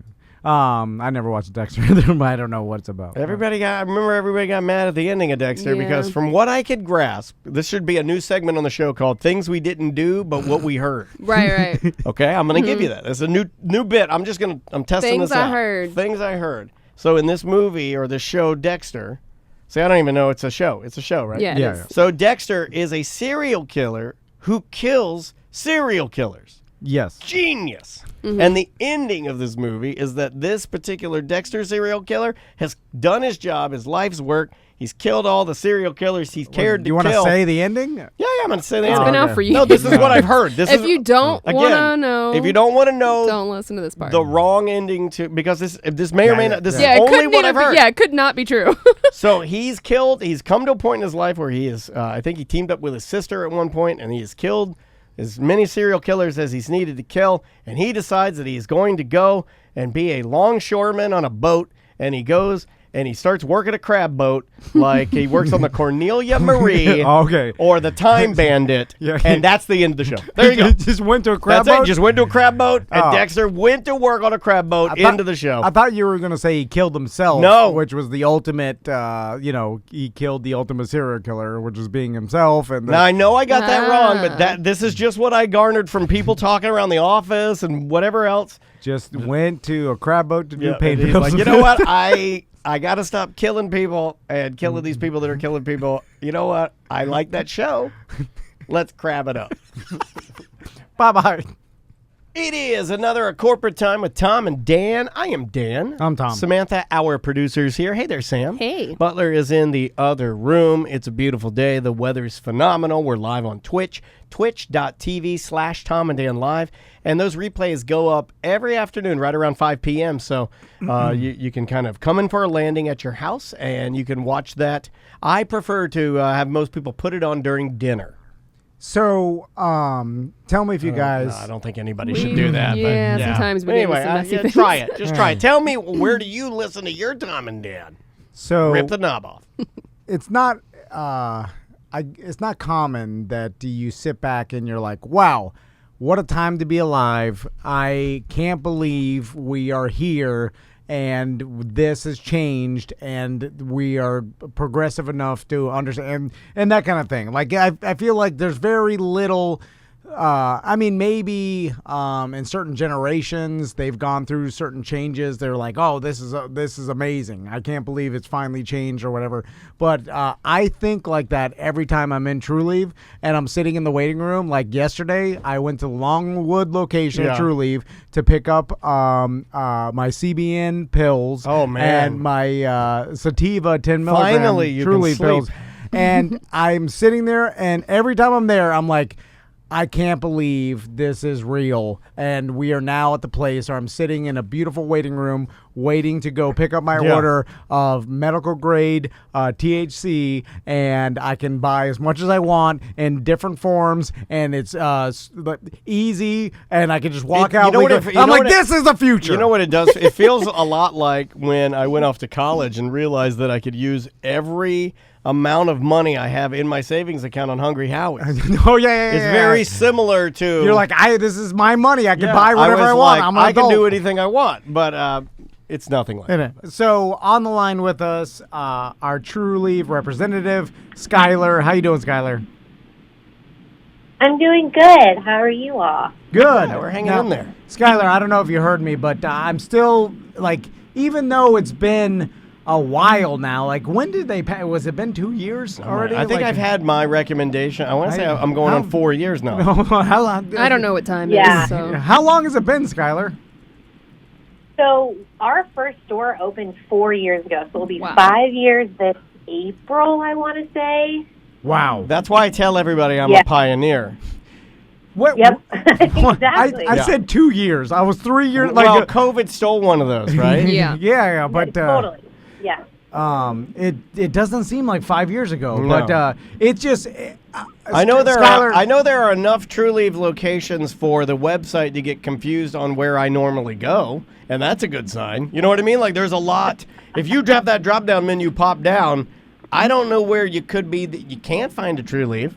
It would be very difficult. It's also, I feel lucky that this happened at this time in my life because, and follow me if with this had this. rolled out when you were a baby, you would have never fully appreciated it. Yeah. And also, I don't know what that means. I got to experience a certain time where it's like illegal. Like, you know what I'm saying? I got to experience that. And It's then like the first beer after You Prohibition. saw the revolution. the transition, and then now I've landed in the sweet spot. I feel bad for the people that are like way older because they're like, oh, man, Our whole lives. a whole lot. You could have been or using, the people that are locked up in prison right now. yeah, You on could have been charges. Truly using not this for your oldness, and you can't now. Sorry. It's just, Right. I feel like I'm in the perfect time where it's like I got some extra money to spend on the products that I want, and it's just the perfect time. Like, I feel like not that many times in my life, I feel lucky to be this age at this time in this society, and I'm telling you right now I agree. is one of them because of medical marijuana.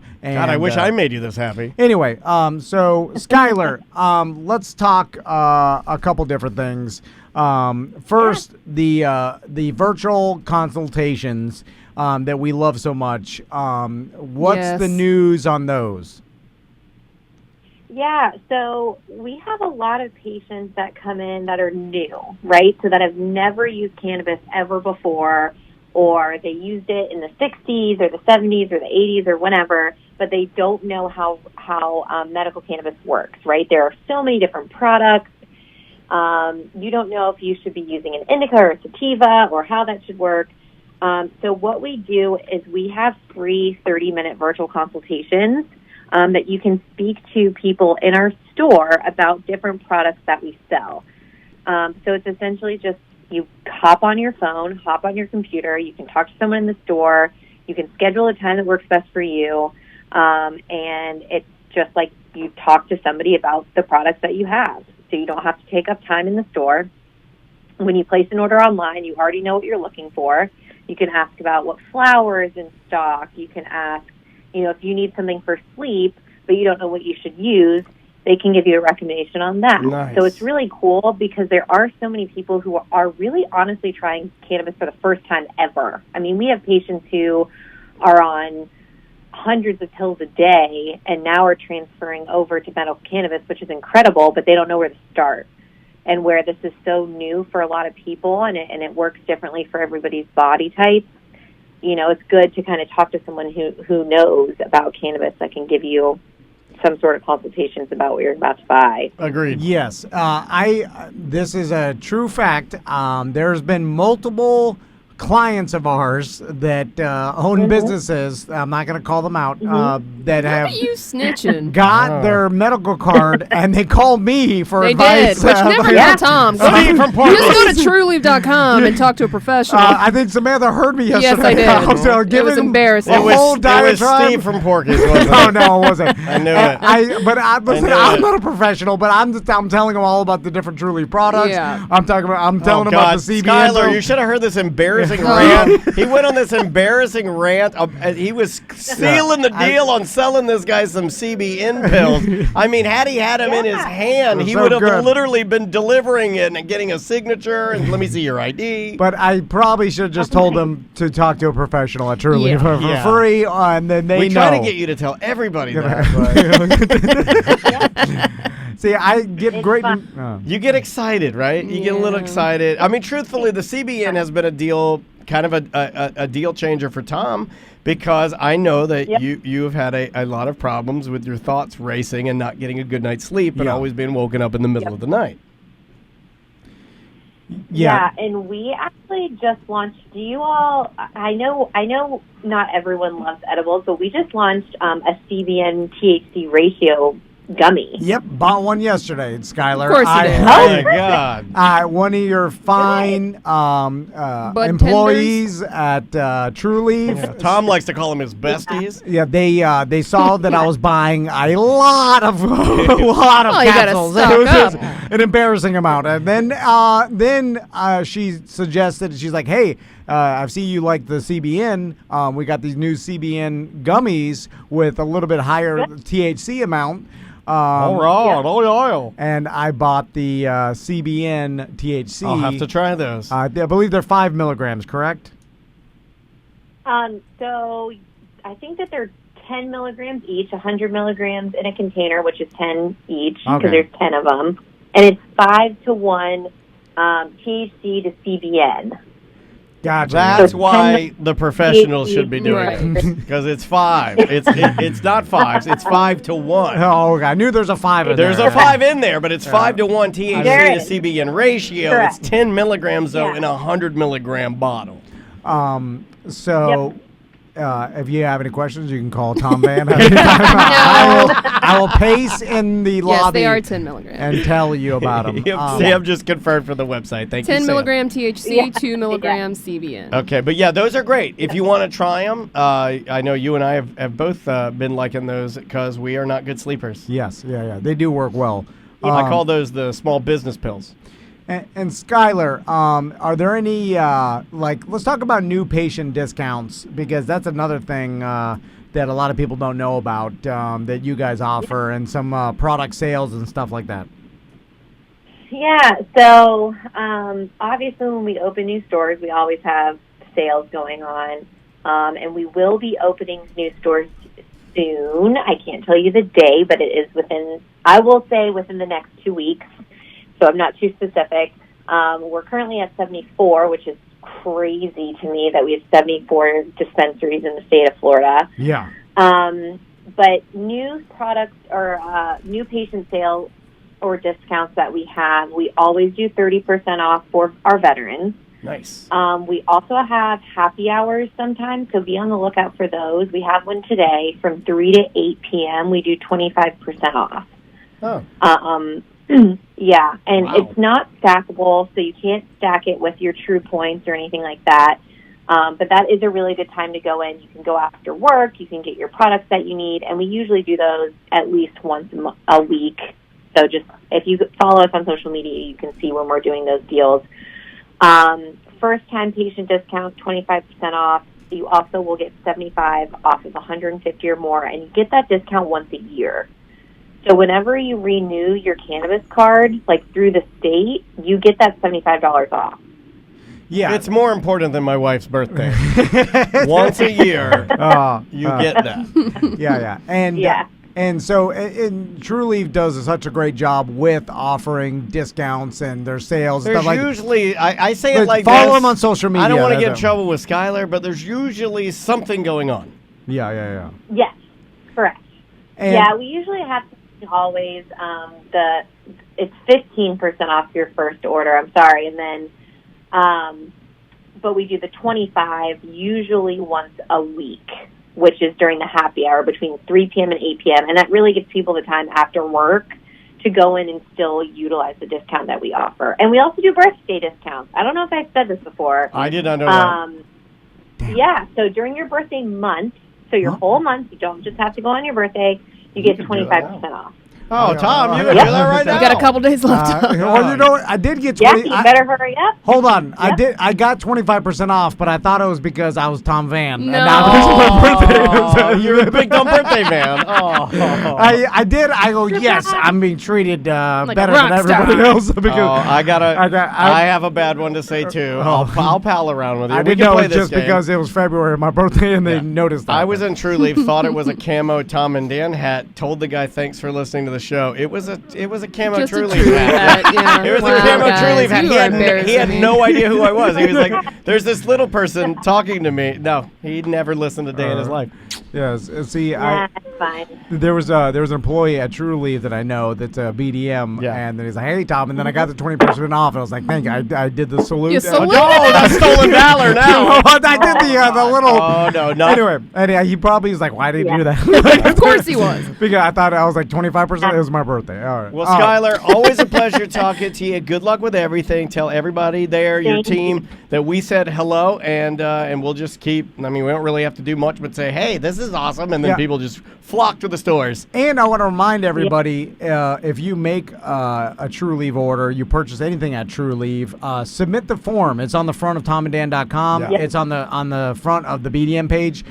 You can submit it every month, and we will mail you a gift bag full of tons of stuff. Yeah, Eric's been adding to it too. He's been kind of like randomizing it, Oh, so new you might get a stickers. shirt, a sticker, a hat. You never know what you're going to get in the bag. And so that really nice True Leaf camo hat, that's all free. Literally just send us a proof of purchase, and it's all like on the form, easy to do. But do that. It helps everything, and we'll send you a gift in the mail. It lets Skylar know that you're actually listening to the show, and that matters to us. Yep. Yeah. Also, I wanted to say, and I can let you know, I wanted to look this up before I said anything, but our next store, our store number 75, is going to be opening in Tamarack. Okay. Where is Tamarack? That's the I stuff. have no clue. That's what your husband takes for anxiety, right? Turmeric. Where is Tamarack, Florida? It's down by Pompano Beach, it looks Honestly, like. Okay. Pompano. where is it?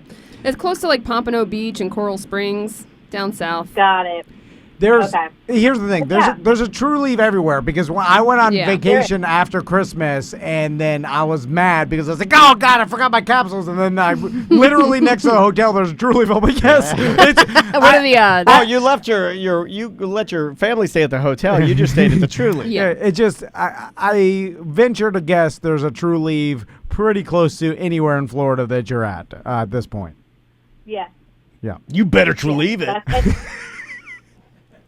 Our goal is to make it so it's like CVS, so there's one on every corner, so that if people need their medicine, they're able to get it. Yes. Have it be easily accessible. With shorter receipts. Yeah. Tiny little. Yeah. Yeah, you guys go the opposite. The 180. You guys are, almost the receipt is literally looks like a One line. toothpick. It's a toothpick. It just says True Leave on it. All right. Skylar, thanks so much for being on the show today, and we'll talk to you again next month about some new specials and things. Yep. Sounds Alrighty. great. Take care. We'll talk to you soon. It is it's still a novelty to me going into True Leave. I and still get leaving excited. with a bag. Is that weird? of I still feel like I'm THC. doing something wrong. It's a little weird though, right? When you get, you know, the feeling you get when you're standing in. Okay, you guys are gonna think I'm crazy, and we're already had this conversation today. Do you know the feeling you get when you're standing in line for a roller coaster? You've been on multiple times, but you know you're gonna get a rush, so you get a little amped up. Yeah. When I'm parking my car at the dispensary, I get a little like, I'm not saying it's the same, but I get a little bit of like, a, I'm like, oh, hey, it's better than going to the DMV. See, I've gone so much that it's worn. Like I used to get nervous, or like if I had a bag on my passenger seat and a cop was behind me, I'd be like, oh yeah, they Right. get 10 and Better 2. straighten up and fly right. Now I'm like, whatever. It's legal. I have the thing. They don't even care. Like this is this might as well be a I just 12 pack of. blow it right on my sunroof. No, I'm kidding. I don't. It's like it's that feeling has kind of worn off, and now it just seems like No, that's the THC wearing off. Oh God.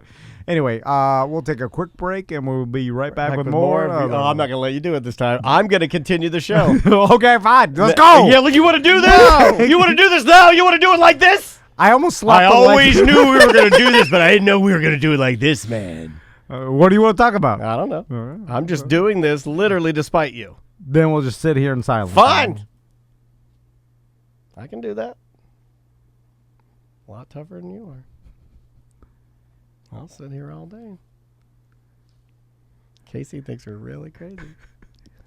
Hope Jack's not listening. Nah, he's not listening anymore. Bye-bye. Yeah.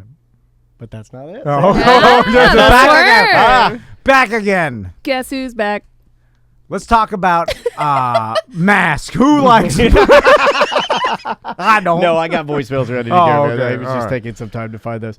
Now, this one, remember, and I told you this a couple of weeks ago, and you said, yeah. Like most things I say to you, you're like, yeah, it doesn't matter. I don't care what you're saying. I told you that. Wait a minute. What? Before you start the voicemail, someone in the chat said, I got True Leave delivered to the hospital. Felt real weird doing a drug deal in the hospital load-unload zone. It's not a drug deal. It's your legal medicine. Prescription drug. How do you get your medical marijuana delivered to the hospital? That's just your delivery address. Yeah, you just put that. But you have to put, like, meet me in the parking lot. Well, don't say that. Then it's sketchy. I want you, meet me in the overpriced weird gift shop that has a lot of bears that you buy from dead people. Come on. Why do you buy a bear for a dead person? Oh, My come God, on. it's terrible. Here. Oh, wait. Before we start this, No. I told you that Concrete Mike was more than just an F machine, but you don't think he has any facts or smarts or nothing. No, that's not true. What's going on, T&D Media? It's Concrete Mike. Listening to Tuesday's ACT, Tom mentioned a bunker buster bomb trying to blow up Godzilla. I happen to have a lot of weird knowledge about the bunker buster bomb because my father worked for the Waterville Arsenal. And my penis happens to be one. Upstate New York. And he designed and helped build that thing along with about 50 other people. He ran the CNC lathe for it and programmed it. Anyhow, that is a 5,000-pound bomb, and it will penetrate 10-foot thick concrete walls reinforced with steel before detonating. They're pretty badass. Does anybody else like his delivery? Yes. You know, sometimes I'm less about the substance or less about the actual, like, knowledge that you're telling me. I just want you to look pretty on the exterior. You know, I'm looking for the aesthetic, and his excitement. Concrete Mike, you are one of my favorites, man. You always come to the table. Is it because of the weight and the way it's designed? He continues a little bit more here. There's a photo when you first walk into the place of my dad and the other 49 people all standing around it with their hands on it, all smiling, and they took a photo for it, and it's sitting right there when you walk in the front. Oh, I think he got sad. He misses his dad at the end. You know what? Probably not going to be doing so many wild pumping tonight. I'm feeling a little bit introspective. Because you would think that it would just crumple, like, because of the speed. It's kind of like a bullet going into concrete or whatever. Like, it would just smash, even if it's made out of, like, a steel or lead. What makes it... Because maybe it's how pointy it is that it's able to penetrate 10-foot thick concrete. Like, that's crazy. Anyway, no idea. The sheer force doesn't do that? Maybe. I guess if you had a, like, I guess it makes sense if you use like a 50 caliber bullet will go through armor. You know what I'm saying? Like Yeah. it go through steel where like a regular, but so it's the velocity it's traveling mixed with, I guess, the density and time. Density of anyway, do they even use that anymore? Bunker busters? I guess there's still bunkers out Probably. I mean, we got a lot of old stuff. I'm surprised we don't just use it up, right? Before it rusts. No, they put it out to the desert and just. I know, rust but it you crazy. should. I would drop them crazy. I'd be dropping them all over the place. Yeah, We'll try this one. yeah. Last one. Hey guys, this is Poker Sean from Vegas. I just got out of Subway a minute ago, and something happened, made me think of Dan. I ordered the classic meatball marinara. You know, Classic. Oh, God damn it! Guy actually asks me, "Hey, how much marinara sauce do you want in there?" And I was like, "Wow." This is when I thought of Dan. I was like, "Wow, this is like the greatest employee ever." Like, said, "Yeah, just make it neat, man. You know, just don't make it messy or whatever." He said, "All right, cool, I got you."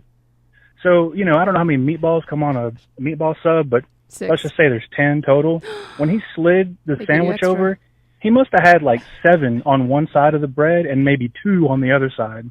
It took everything in my power to not jump over the counter and fix this. You make meatball subs every day, all day long. Yeah, for Why would you minimum do this? wage because he doesn't care. Yeah. Why do you even ask though? Like, Like, honestly. I'm with this guy. Like, why even then? Just to mess with you. Look, that's the only enjoyment you get out of working at Subway What? as Just a putting sandwich 7 artist. meatballs on one You side. ask them how they want it, then you mess it up intentionally, and then you get a little laugh when Is they that a leave. thing? Probably. Say I'm not wired that way, and so I'm not asking that to be like an idiot. Like you guys know I'm intelligent enough to know that, but like honestly, that's a thing. I'm sure. It's fun for people to do that. I can't wrap For my certain round people, around yeah. like it's one of busting the balls is only fun to me when it's like somebody you do this. It's like you and your Miami friends. It's when you have a good relationship there, right? Yeah, but you're so miserable because Exactly. the job is so horrible. It is. I mean, no offense to anybody who works at Subway, but It's terrible. you know it is. Yeah. Where do And you we guys? all know. The It's chat horrible. room's kind of pontificating on this a little bit. Namely, Ghost of Minute Bull's talking about how he loves a good meatball sub. Where do you guys stand on the meatball sub? I'm a fan. weirdo. I'm a huge fan. I love meatballs. I don't like it in a sub form. Okay. That's fair because I'll get a cup of meatballs, but I don't want it in a loaf of I'm bread. just like you. Chicken parm sub, I don't Yeah, want don't that. want that either. Chicken parm, I love. Exactly. Yeah, so I can identify. Where do you stand on meatball sub? I love a meatball sub. I but feel like Tom's a meatball subman. I also love meatloaf. Like I don't. I like meat that is not only meat. I like you to mix it with some breadcrumbs and some vegetables. I probably, based on that fact that I feel like I naturally gravitate to that food, I think that all of my ancestors are going to be primarily poor. Because I really, and there's certain foods that I eat the food and I feel like I'm supposed to be eating it, like a guamki in Poland. It's a cabbage roll, but inside of it, basically a meatloaf, right? I love meatloaf, meatballs, meatloaf, guamkis, all that kind of poor people meat mush. I like that. There's also I don't know. if Oh, you knew he this. loves meatloaf too. See, meatballs are just Italian meatloafs. As a former subman, I know about subs, and there's certain subs that are a cut above. Are Jersey Mike. No. There are certain subs and styles of subs that are meant to be like lower class, and then certain subs this that are guy's meant to about be higher start class. throwing some bombs at me. I'm just saying. If you get a cold cut trio, that's kind of trash. This guy's been wanting Bologna's to involved. pick a fight with somebody in this office.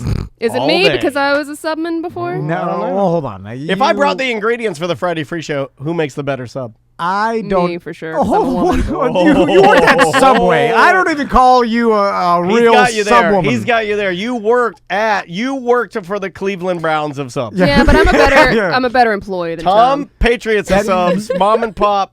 That may be true, but at your lowest Steelers of subs. But I worked at a one-off substantial subs in Mom and Miami with the grill, and That's another thing that he's got you on. Yeah. He's got the danger factor. That's The hot fine. grill. when you if make we're slopping together a meatball sub, I'll make a better sub. yeah, but like your cheesesteak, which is the quintessential sub sandwich. I'll heat up the little cup in the microwave. No, it's guys, fine. stinky little cup. God. God, like, Then I'll listen, toast it. I put that's horrible. I put the steak and onions. Her little chop thing it for up. toasting is hilarious. Like You gotta watch out, you get burned. Then I put the provolone on top. Then I fold it over. Yeah. Then I put the bread on the And then I you do the scoop it. Yeah, I underscoop. scoop it Yeah. under. And You Everybody put the knows cheese that. on top. and No, you just- drag the cheese in the middle. Everybody knows that. And then I now the key is putting the veggies on first. like Hungry Bear down in Miami, but they don't let you do that. It's See, whenever he starts throwing out the lingo, anyway, I almost get excited. Here is the spectrum of subs and Oh, how they should be used. Sub spectrum. The sub spectrum. That'd be a great T-shirt.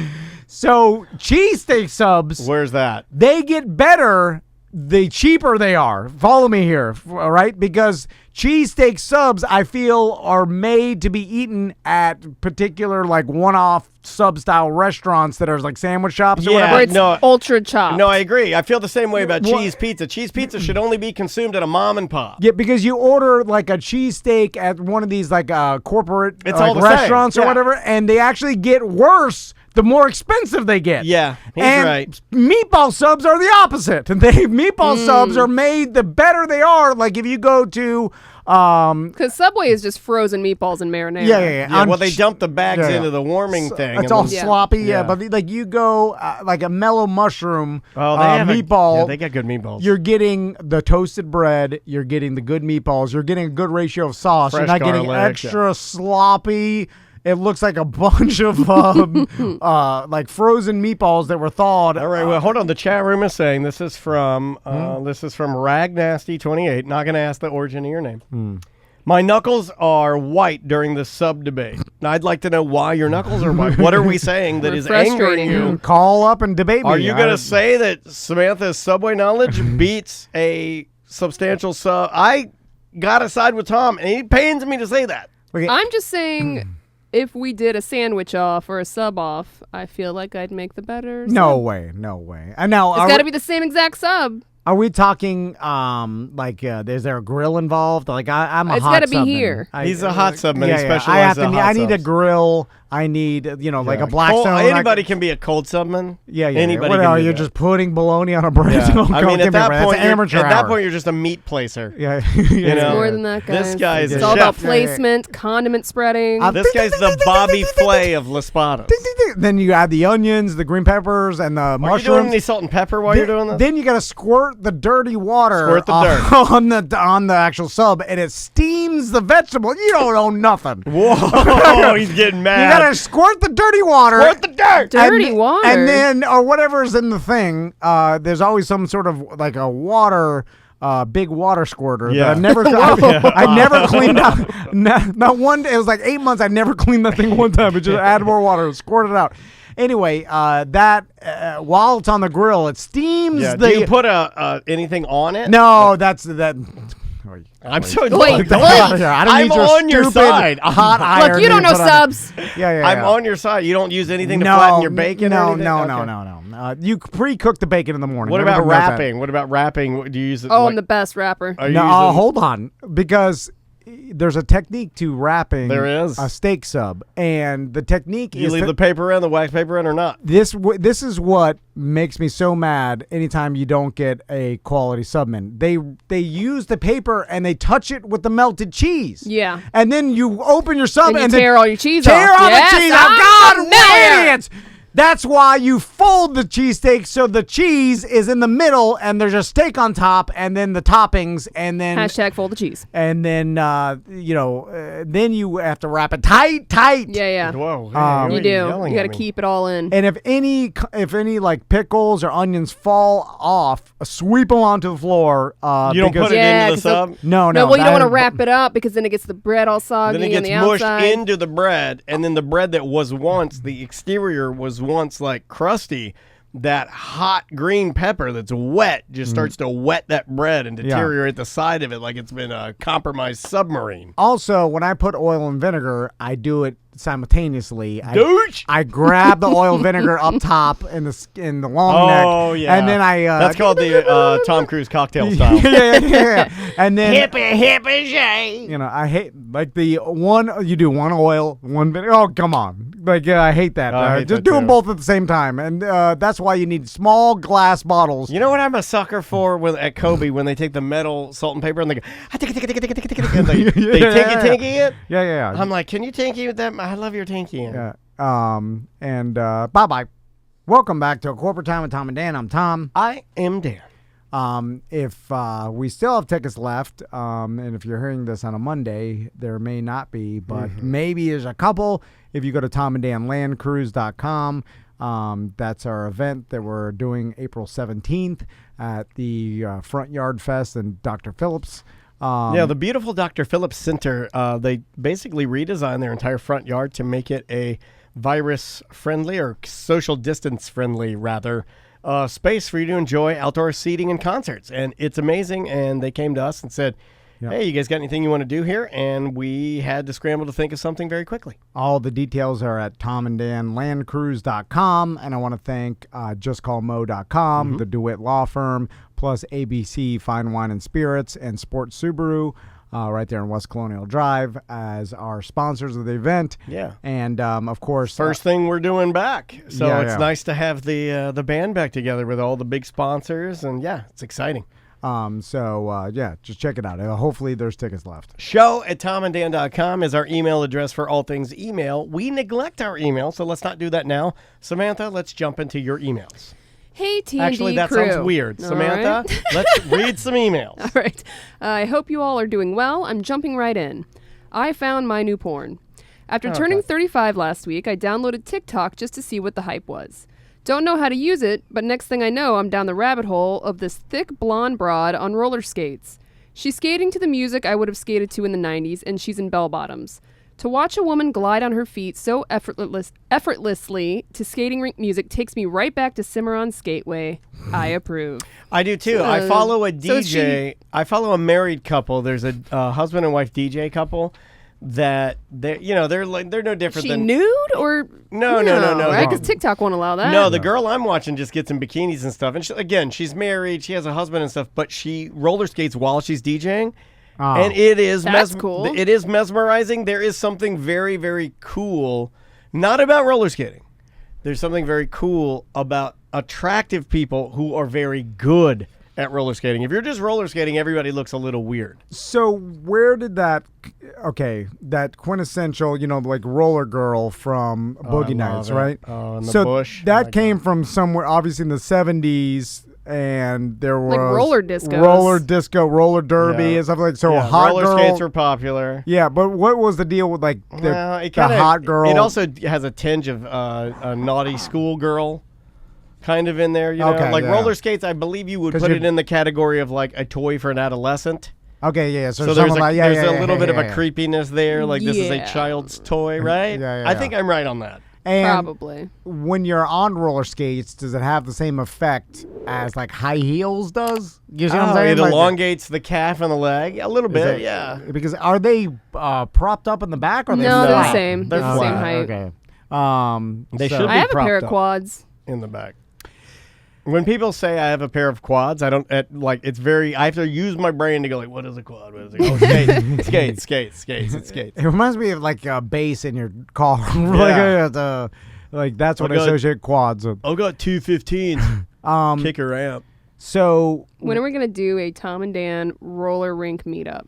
The side chicks already did it once. I missed out on that one. I mean, thankfully with the virus, we won't have to do anything anymore. I am not a socially distant skating. I am not a big fan of roller skating. Me neither. I do not like it. When I go and take my sons to the Cimarron Skateway, the gentleman said, "Oh my God!" I go there and I sit grumpy on the bench. Carpet? Is it a carpeted bench? Yes, it is. Yeah, we had carpeted. Is that so you don't hurt yourself, right? Because you're skating. Yeah. People are falling down. Yeah. I feel like it's time to stop that. I feel just like pat it or something.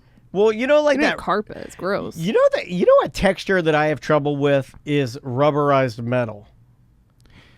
It is off-putting to me. Like tactical flashlights that are made and they're metal and then they coat it with a rubber. I kind of like it. So it's like sticky rubber hard metal.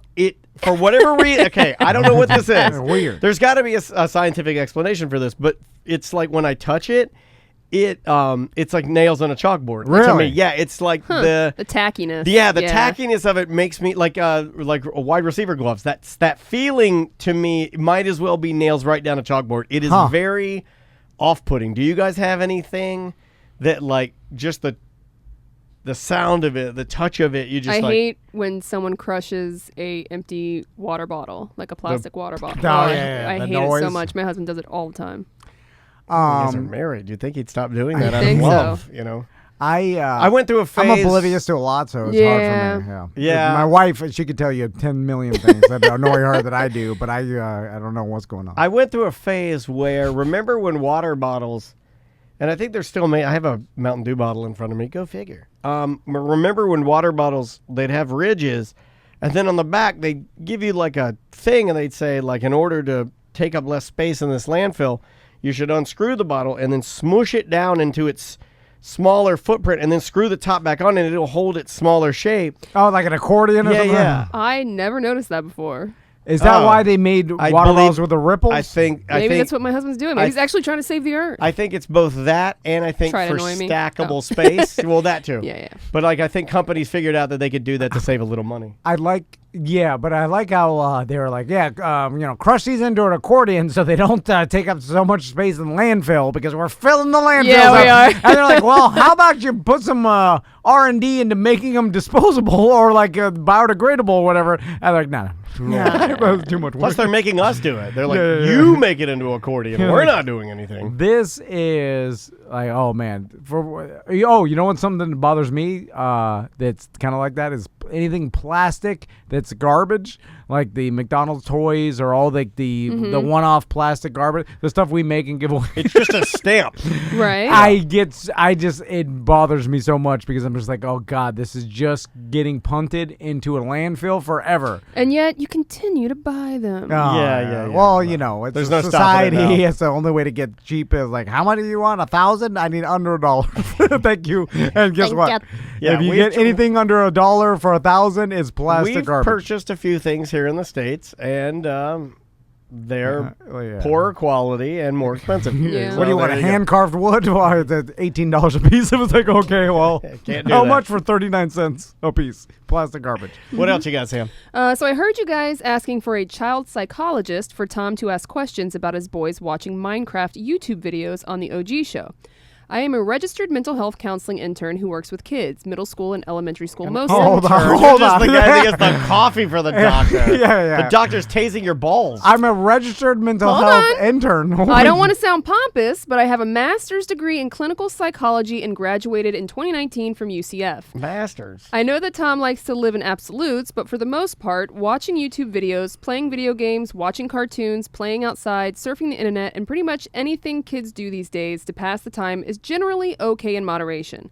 I think Tom wants an expert opinion that says do this or do that, but it's far more nuanced than that. Oh, God. I think kids like watching YouTube videos about their interests, and the entertainment factor in these videos is subjective. When he deems credible or worthwhile is an opinion, not a fact.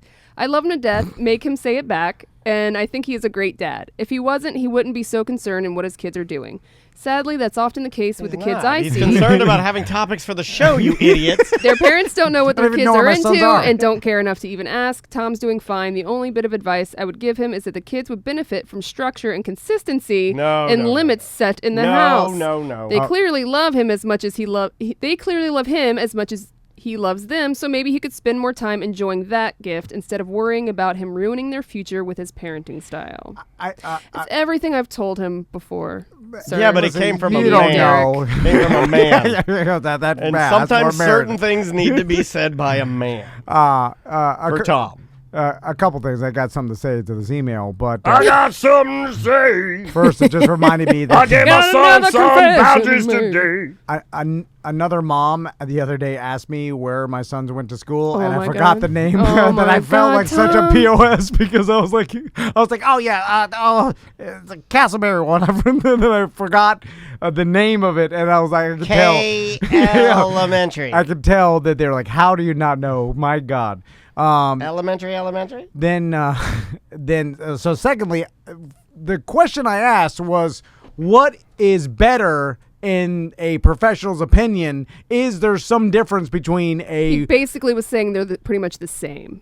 All right. But he said all of it in moderation is fine. He's Yeah. not saying which is better. I'm saying, are the YouTube videos or a scripted cartoon that has a beginning and end? Remember, Yeah, it's I like, think he's saying it doesn't matter. Right. Either you can you do just either. don't. You refuse to He didn't hear say what. that. Yes, he did. Yeah, he said he did say that everything is going to be about the same in moderation, I think. Well, he said these things are... I know that Tom likes to live in absolutes, but for the most part, watching YouTube videos, playing video games, watching cartoons, playing outside, surfing the internet, and pretty much anything kids do these days to pass the time is generally okay in moderation, which means it's all basically the same playing field. Yeah. It's all the same. It's like if you're doing the math of one shot equals one beer equals one glass of wine, they're all going to get you... where you want to go. Okay. Yeah. You see, does that help you? I'm trying to put it in things he likes. No, because it doesn't... If I had a deck of cards here, I'd make, here's the queen. She's taking the jack to school. There's got to be one that's better than the other. There's the absolute part again. Because there's nothing that everything's the same. That's a lazy scientific answer. You can't be, right? So you're just wanting somebody to dial it down more than it's been done. He just wants someone to tell him what he wants to hear. No, not necessarily what I it want is. someone to say, like, hey, we ran a scientific study,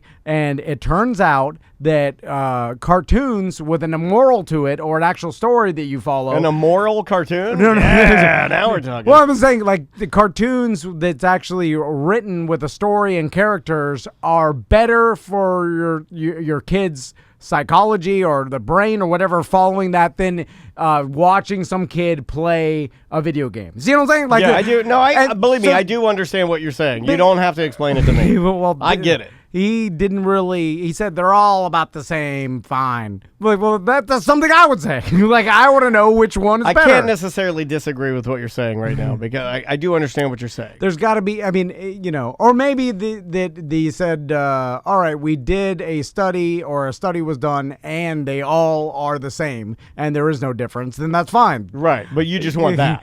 Yeah. Just give me some general like, they're all about the same. You'll be fine. That's not It what I sounds like asked. your doctor, too. It's exactly what your real man doctor says about everything you come to him with, right? Yeah. It's fine. You'll be fine. Yeah, because is the Adderall fine for me? Totally. I don't know. It's fine. Yeah. He just says it's fine. I'm like, well, so it's like everybody should be doing it, right? I'm like, why not? I need to go. What? And he walks out. Is there anything like, all right, you take it for 30 years, you develop some sort of kidney problem. Horn. There was something. It's like, you can't take that much amphetamine for that long because you'll eventually your heart will have some damage. Like something, right? Or nothing? Is it nothing? Like, that's what I want to know. Because he tells me it's nothing. He's like, it's fine. Well, he'll hear this. I say it's fine. He'll write back. That's BS. It's fine is BS. That means that you don't know, and you're just telling someone to appease anything. You're like, it's fine. We've been saying that you say that for years. I know, and I know I'm a BSer. That's why I see when people are BSing me. Like this guy and my doctor. That's the best point he's ever made on the show. Yeah, just saying it's fine is not our answer. That's what I say. An idiot. Okay, yeah, I'm fully on board with this. So this guy will get, we're going to get you an answer. Trust me. All right. Bye-bye. Welcome back to A Corporate Time with Tom and Dan. I'm Dan. Tom. I want to bitch about chicken for a second. I don't Bitching about chicken? I don't know what all the parts are. And we were talking about it during a break. And like if I get a breast of chicken, we went to a fancy southern restaurant over the weekend with some friends.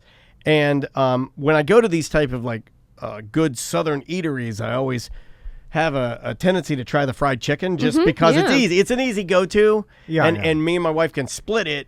And I love fried chicken. So if you're at an Italian restaurant, try the lasagna. Exactly. You go with like the best there. thing. So I'm trying this fried chicken, but I'm noticing as I'm eating the chicken that there are a lot of little things in chicken that I've always wondered. Like, what's that flap of? It's not a bone. It's kind of like a little. I'm assuming it's like cartilage or something, but it looks like a bone. But it's like, it almost could be a boxer's mouthpiece. Okay, yeah. That's in the chicken, and you cartilage. and then you pull all the meat off, and then it's smooth and like it's cartilage. It's very odd. Like here's my so I've got some thoughts on chicken. The cartilagey thing, the smooth mouthpiece thing, we got to get rid of that. Okay, yeah. No more of that. Remove it. Don't leave it in there. Yeah. Can't we remove that? You can debone. Why not de-cartilage? Well, can't we raise these birds to not have the cartilage? I think they needed to move around. Aren't we? No, they're not going to be moving in my scenario. They're in a warehouse of some sort. I wonder if they will. We'll get there, right? I mean, can we're they close. 3D print like a chicken? Yeah, or only red meat? I'm not getting into this argument again about bioprinting. Well, then he's gonna start yelling at us because our answer isn't specific enough. Because we don't know. But I'm gonna say, protein. If you can print one protein, you can probably print that's what I think. Yeah, 2 to 4, 4 to 8. Yeah. Or maybe like chicken is so cheap that they haven't put the R&D into the chicken. So I think is everybody here on board with, and I'll include Butler who's in the other room listening. Is everybody on board here? And are we all in agreement that chicken is the least tasty of the meats? Yeah, you got to season it up. Yeah, right. It's like bland, on its own, chicken is garbage, right? It's really cheap and it's protein I will packed. say dark meat does have more flavor than dark white meat chicken's where it's at. That's where it is. Anybody doesn't I like agree. dark meat fried chicken? If you're getting fried chicken, just go all dark Legs, meat thighs, and just don't get nothing. Because in fact, because my wife is smart in some areas and not so smart in other areas, I gave her the white meat when we split the chicken. I took all the dark meat, got the delicious leg, got the back. The back is phenomenal. It's all in the fat. Like that's fat is flavor. Yeah. Dirty Jim Coleman. Yeah, it's he used to say that all the time. Man, have you seen those Wagyu videos where they're sizzling? Have you seen them sizzling the Wagyu on these videos? That this guy's like, it's the rarest meat in the world, and it's not Wagyu. It's literally this particular steak. There's like one of them in the world. Yeah. And this guy, and it's light pink. It has so much like marbled fat in it. And the guy, when he sets it on the Kobe griddle, and the Kobe griddle is like stainless and it looks like surgical, it's beautiful. And this guy's dressed in like white with white gloves and a beautiful knife. It's so scientific the way he sizzles it, he flips it, sizzles it in the oil, and then he cuts it in these little strips. And then the steak has so much fat in it, it almost appears to just melt. Oh, I want that. It looks crazy. Yeah. They cook it it's kind of in the same fashion as sushi, right? Yes. It's like it's a meant tuna, to be enjoyed. like an ahi tuna. Yeah, it's you're supposed to savor that. Yeah, you can go to some of these very, very high-end sushi restaurants like, what's that movie? Euro Dreams of Sushi. Have you guys seen that? Oh, no. Yeah. It's a documentary years ago about like this extremely rare, regimented, grumpy old man who makes sushi, and then his sons who, kind of, well, I don't want to ruin it. He Just does it the same every day, and it's like super high-end and like to eat there. It's simplicity. Super crazy expensive. Yeah, but it's so simple. It's literally, it is just prepared correctly. You're not seasoning it. You don't need to. It is prepared perfectly. Yeah. And you will enjoy it just the way it's prepared. But his preparation is some insane, like selecting the fish. Like doing they have to mead something for hours. Like it's a lot. It's nuts. But I saw on, I think it was John Oliver, they had like a segment about like meat processing plants and how bad COVID got them on, like got them. And how like everybody stands next to each other and like in an assembly line, and they're all just literally deboning some chicken or whatever. And when I that's why I hate seeing any of this stuff, because you're just like, oh my god, like that. I know it's bad. I know it's bad. I don't want to look at it. Yeah, especially like the chicken is just never ending. Like chicken carcasses coming, and there's like they're cutting them, and the people that. Then they can't take a bathroom break, and they just like pee under the line. Oh, really? Yeah, that was part of it. Like, so it's a real, and it's like, oh man, that job's rough. Could you 8 hours a day? I mean, the real on the question, damn chicken assembly line. That's rough. The real question I would ask you, and we could do this on a Friday free show if your game is, could you debone a chicken while you're urinating? He had to take a small break. Could you do it, though? Well, I don't think I could. I don't think I could do it with or without urinating. Is there anybody that does that job that actually enjoys it? Yeah, we talked to a guy who won a contest years ago, remember?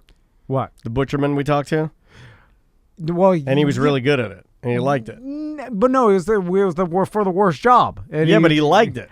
I don't think he liked it. I thought he did good money. I thought he made good money. He made good money, but it's miserable. And that was like a beef processing plant. I don't know if it, how much different. Which is better? I don't know. Gotta be beef, right? Because chicken with the feathers and everything. What animal what is the best animal if you have to go into, meat livestock? Processing? Yeah, if you got to, what's the best fish? I'd go fish. I don't know. I think I can do fish. Like if stinky. Oh. Yeah, I can't do it. Fresh fish. I hate the smell of fish. Fresh fish is still fishy. I don't. It all seems I'm like sorry. how could it be at all enjoyable? It's just like you're working that assembly line job, but then adding in like for whatever reason the assembly line when you're like drilling holes in bowling balls Or candy. Candy sounds good like, to me. Yeah. There has to be some. Candy's like whimsical. In fact, like the candy assembly line has been used as almost a punchline in comedies like I Love Lucy and Willy Wonka. It's Right. like, like it's whimsical. It's fun. Yeah. Drilling holes, you're right. Drilling holes to me, when I watch these how it's made videos and I see the people that have to work the line and do that, I'm attracted to it. But at least it's a bowling ball, like it's associated with bowling, which is in most people's mind a fun event, right? Yeah. Or like a family. Not when you're making it. No, but at least there has to be some correlation with the assembly line and what's in front of you to the enjoyment of the job. And I think it's with food, it does a couple things. First, it's got to be gross after a certain amount of time. You're not looking at a raw chicken carcass and thinking to yourself, "Ooh, I'm glad I get to work." You know what I'm saying? The bloody chicken carcass doesn't bother me as much as the nude chicken. Chickens without their feathers is very strange. Well, that's what they come. I think they boil all the feathers off. Oh God, we and gotta change this. When they come down the line, they're just put a robe up so I don't have to see I them. don't wanna. It's got to ruin the food for you at a certain point where you're just like, I can't eat chicken ever again, right? And then second off, you're dealing with like an organic animal. So there's the gross, they talk about like doo-doo and all the stuff that comes along with that. And then you're cutting its flesh and stuff. The assembly line at a food factory has got with that kind of like animals. Yeah. It has to be the worst assembly line. Yeah, probably. Like even stamping license plates, you could get like first you're not dealing with all the grossness of an animal. You're also getting to change the letters, which can be fun. Yeah. But it doesn't stink as bad. There's it doesn't ruin a particular food for you. So I can't think of anything worse than the animal one. Yeah. That's too many factors in play here. Yeah. Yeah, I didn't realize until I think very recently how much stuff like as children we kind of put out this, I don't know, it's like a shield or a barrier to like, don't talk about it, because there's a lot of things. The Twitch chat room is trying to make the argument that there are a lot of things that we find out about as we get older. And then when we find out what happens with those things or the actual process or workflow, it is shocking to us and may change the way we feel about things. Like the gynecologist, this person is trying to make the analogy saying that once you fully understand things, that it changes the way you look at things down there. I mean, I guess. But the gynecologist has patience and it's not an assembly line. You know what I'm saying? Like there's something about the yeah, you don't boil the feathers off. At least I hope you're not.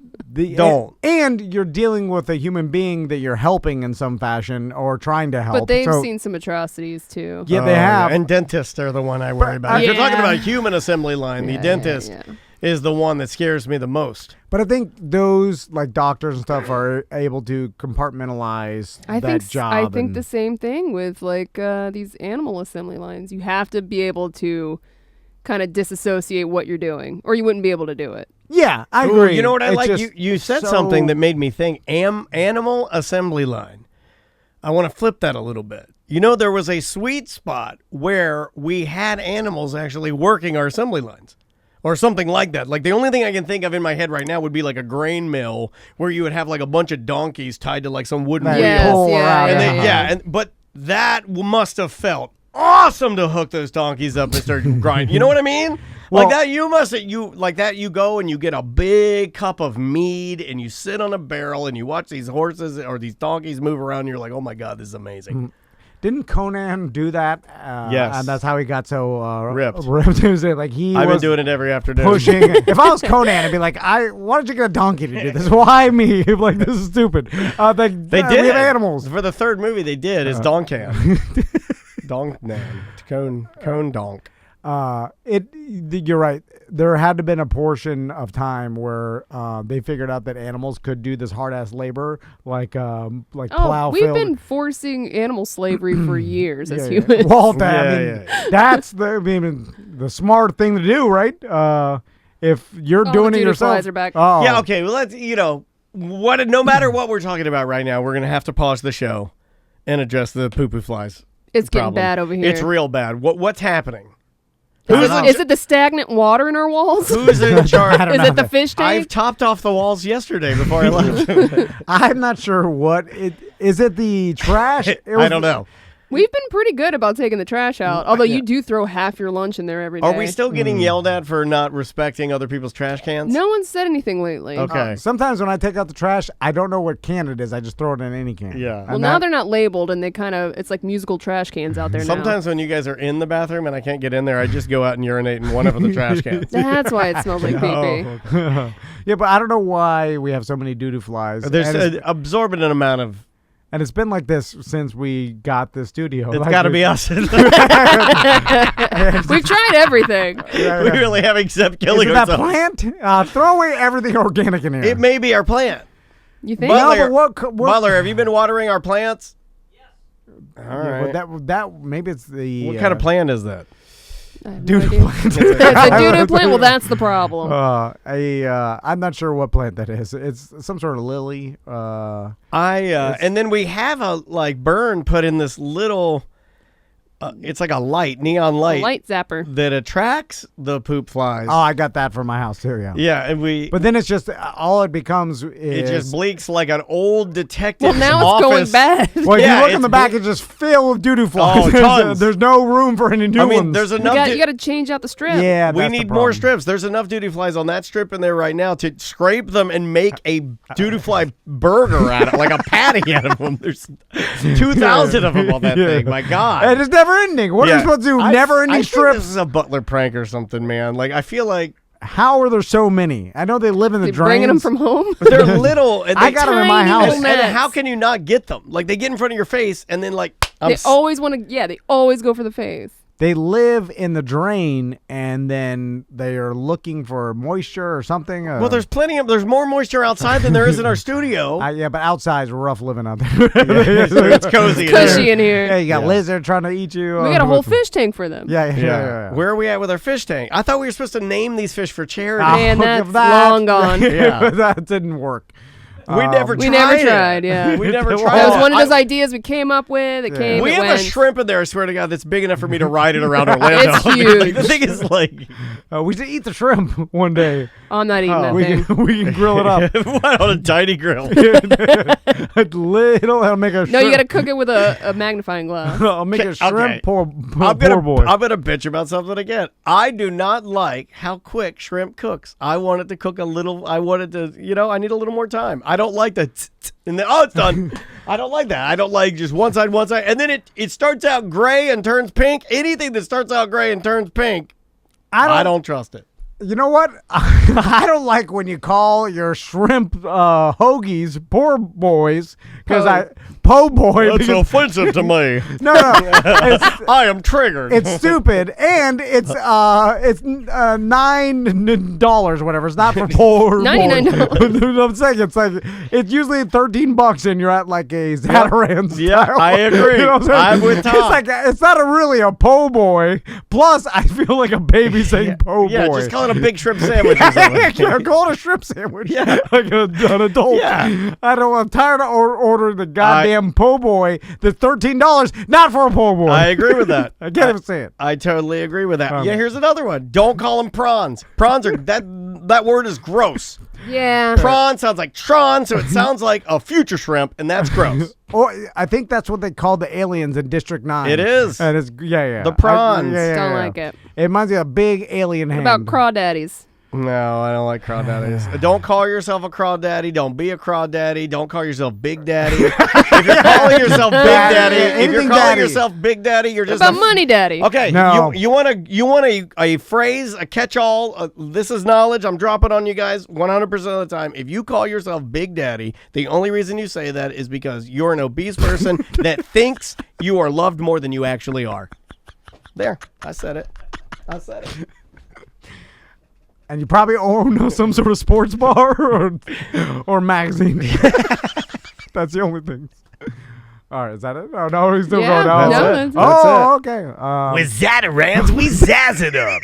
Do you remember those commercials? Yes, and I loved With them. Zatarans. What is it, just a seasoning? Yeah, but the guy would say This that is it'd be just like Old Bay. it'd be like it'd be like I love I think the Zatarans. commercials are a bunch of old white people sitting around their table like that. We're sick of white rice. Well, with Zatarans, you can zazz it up. Hi, that sounds great. I love saxophone. Bye-bye.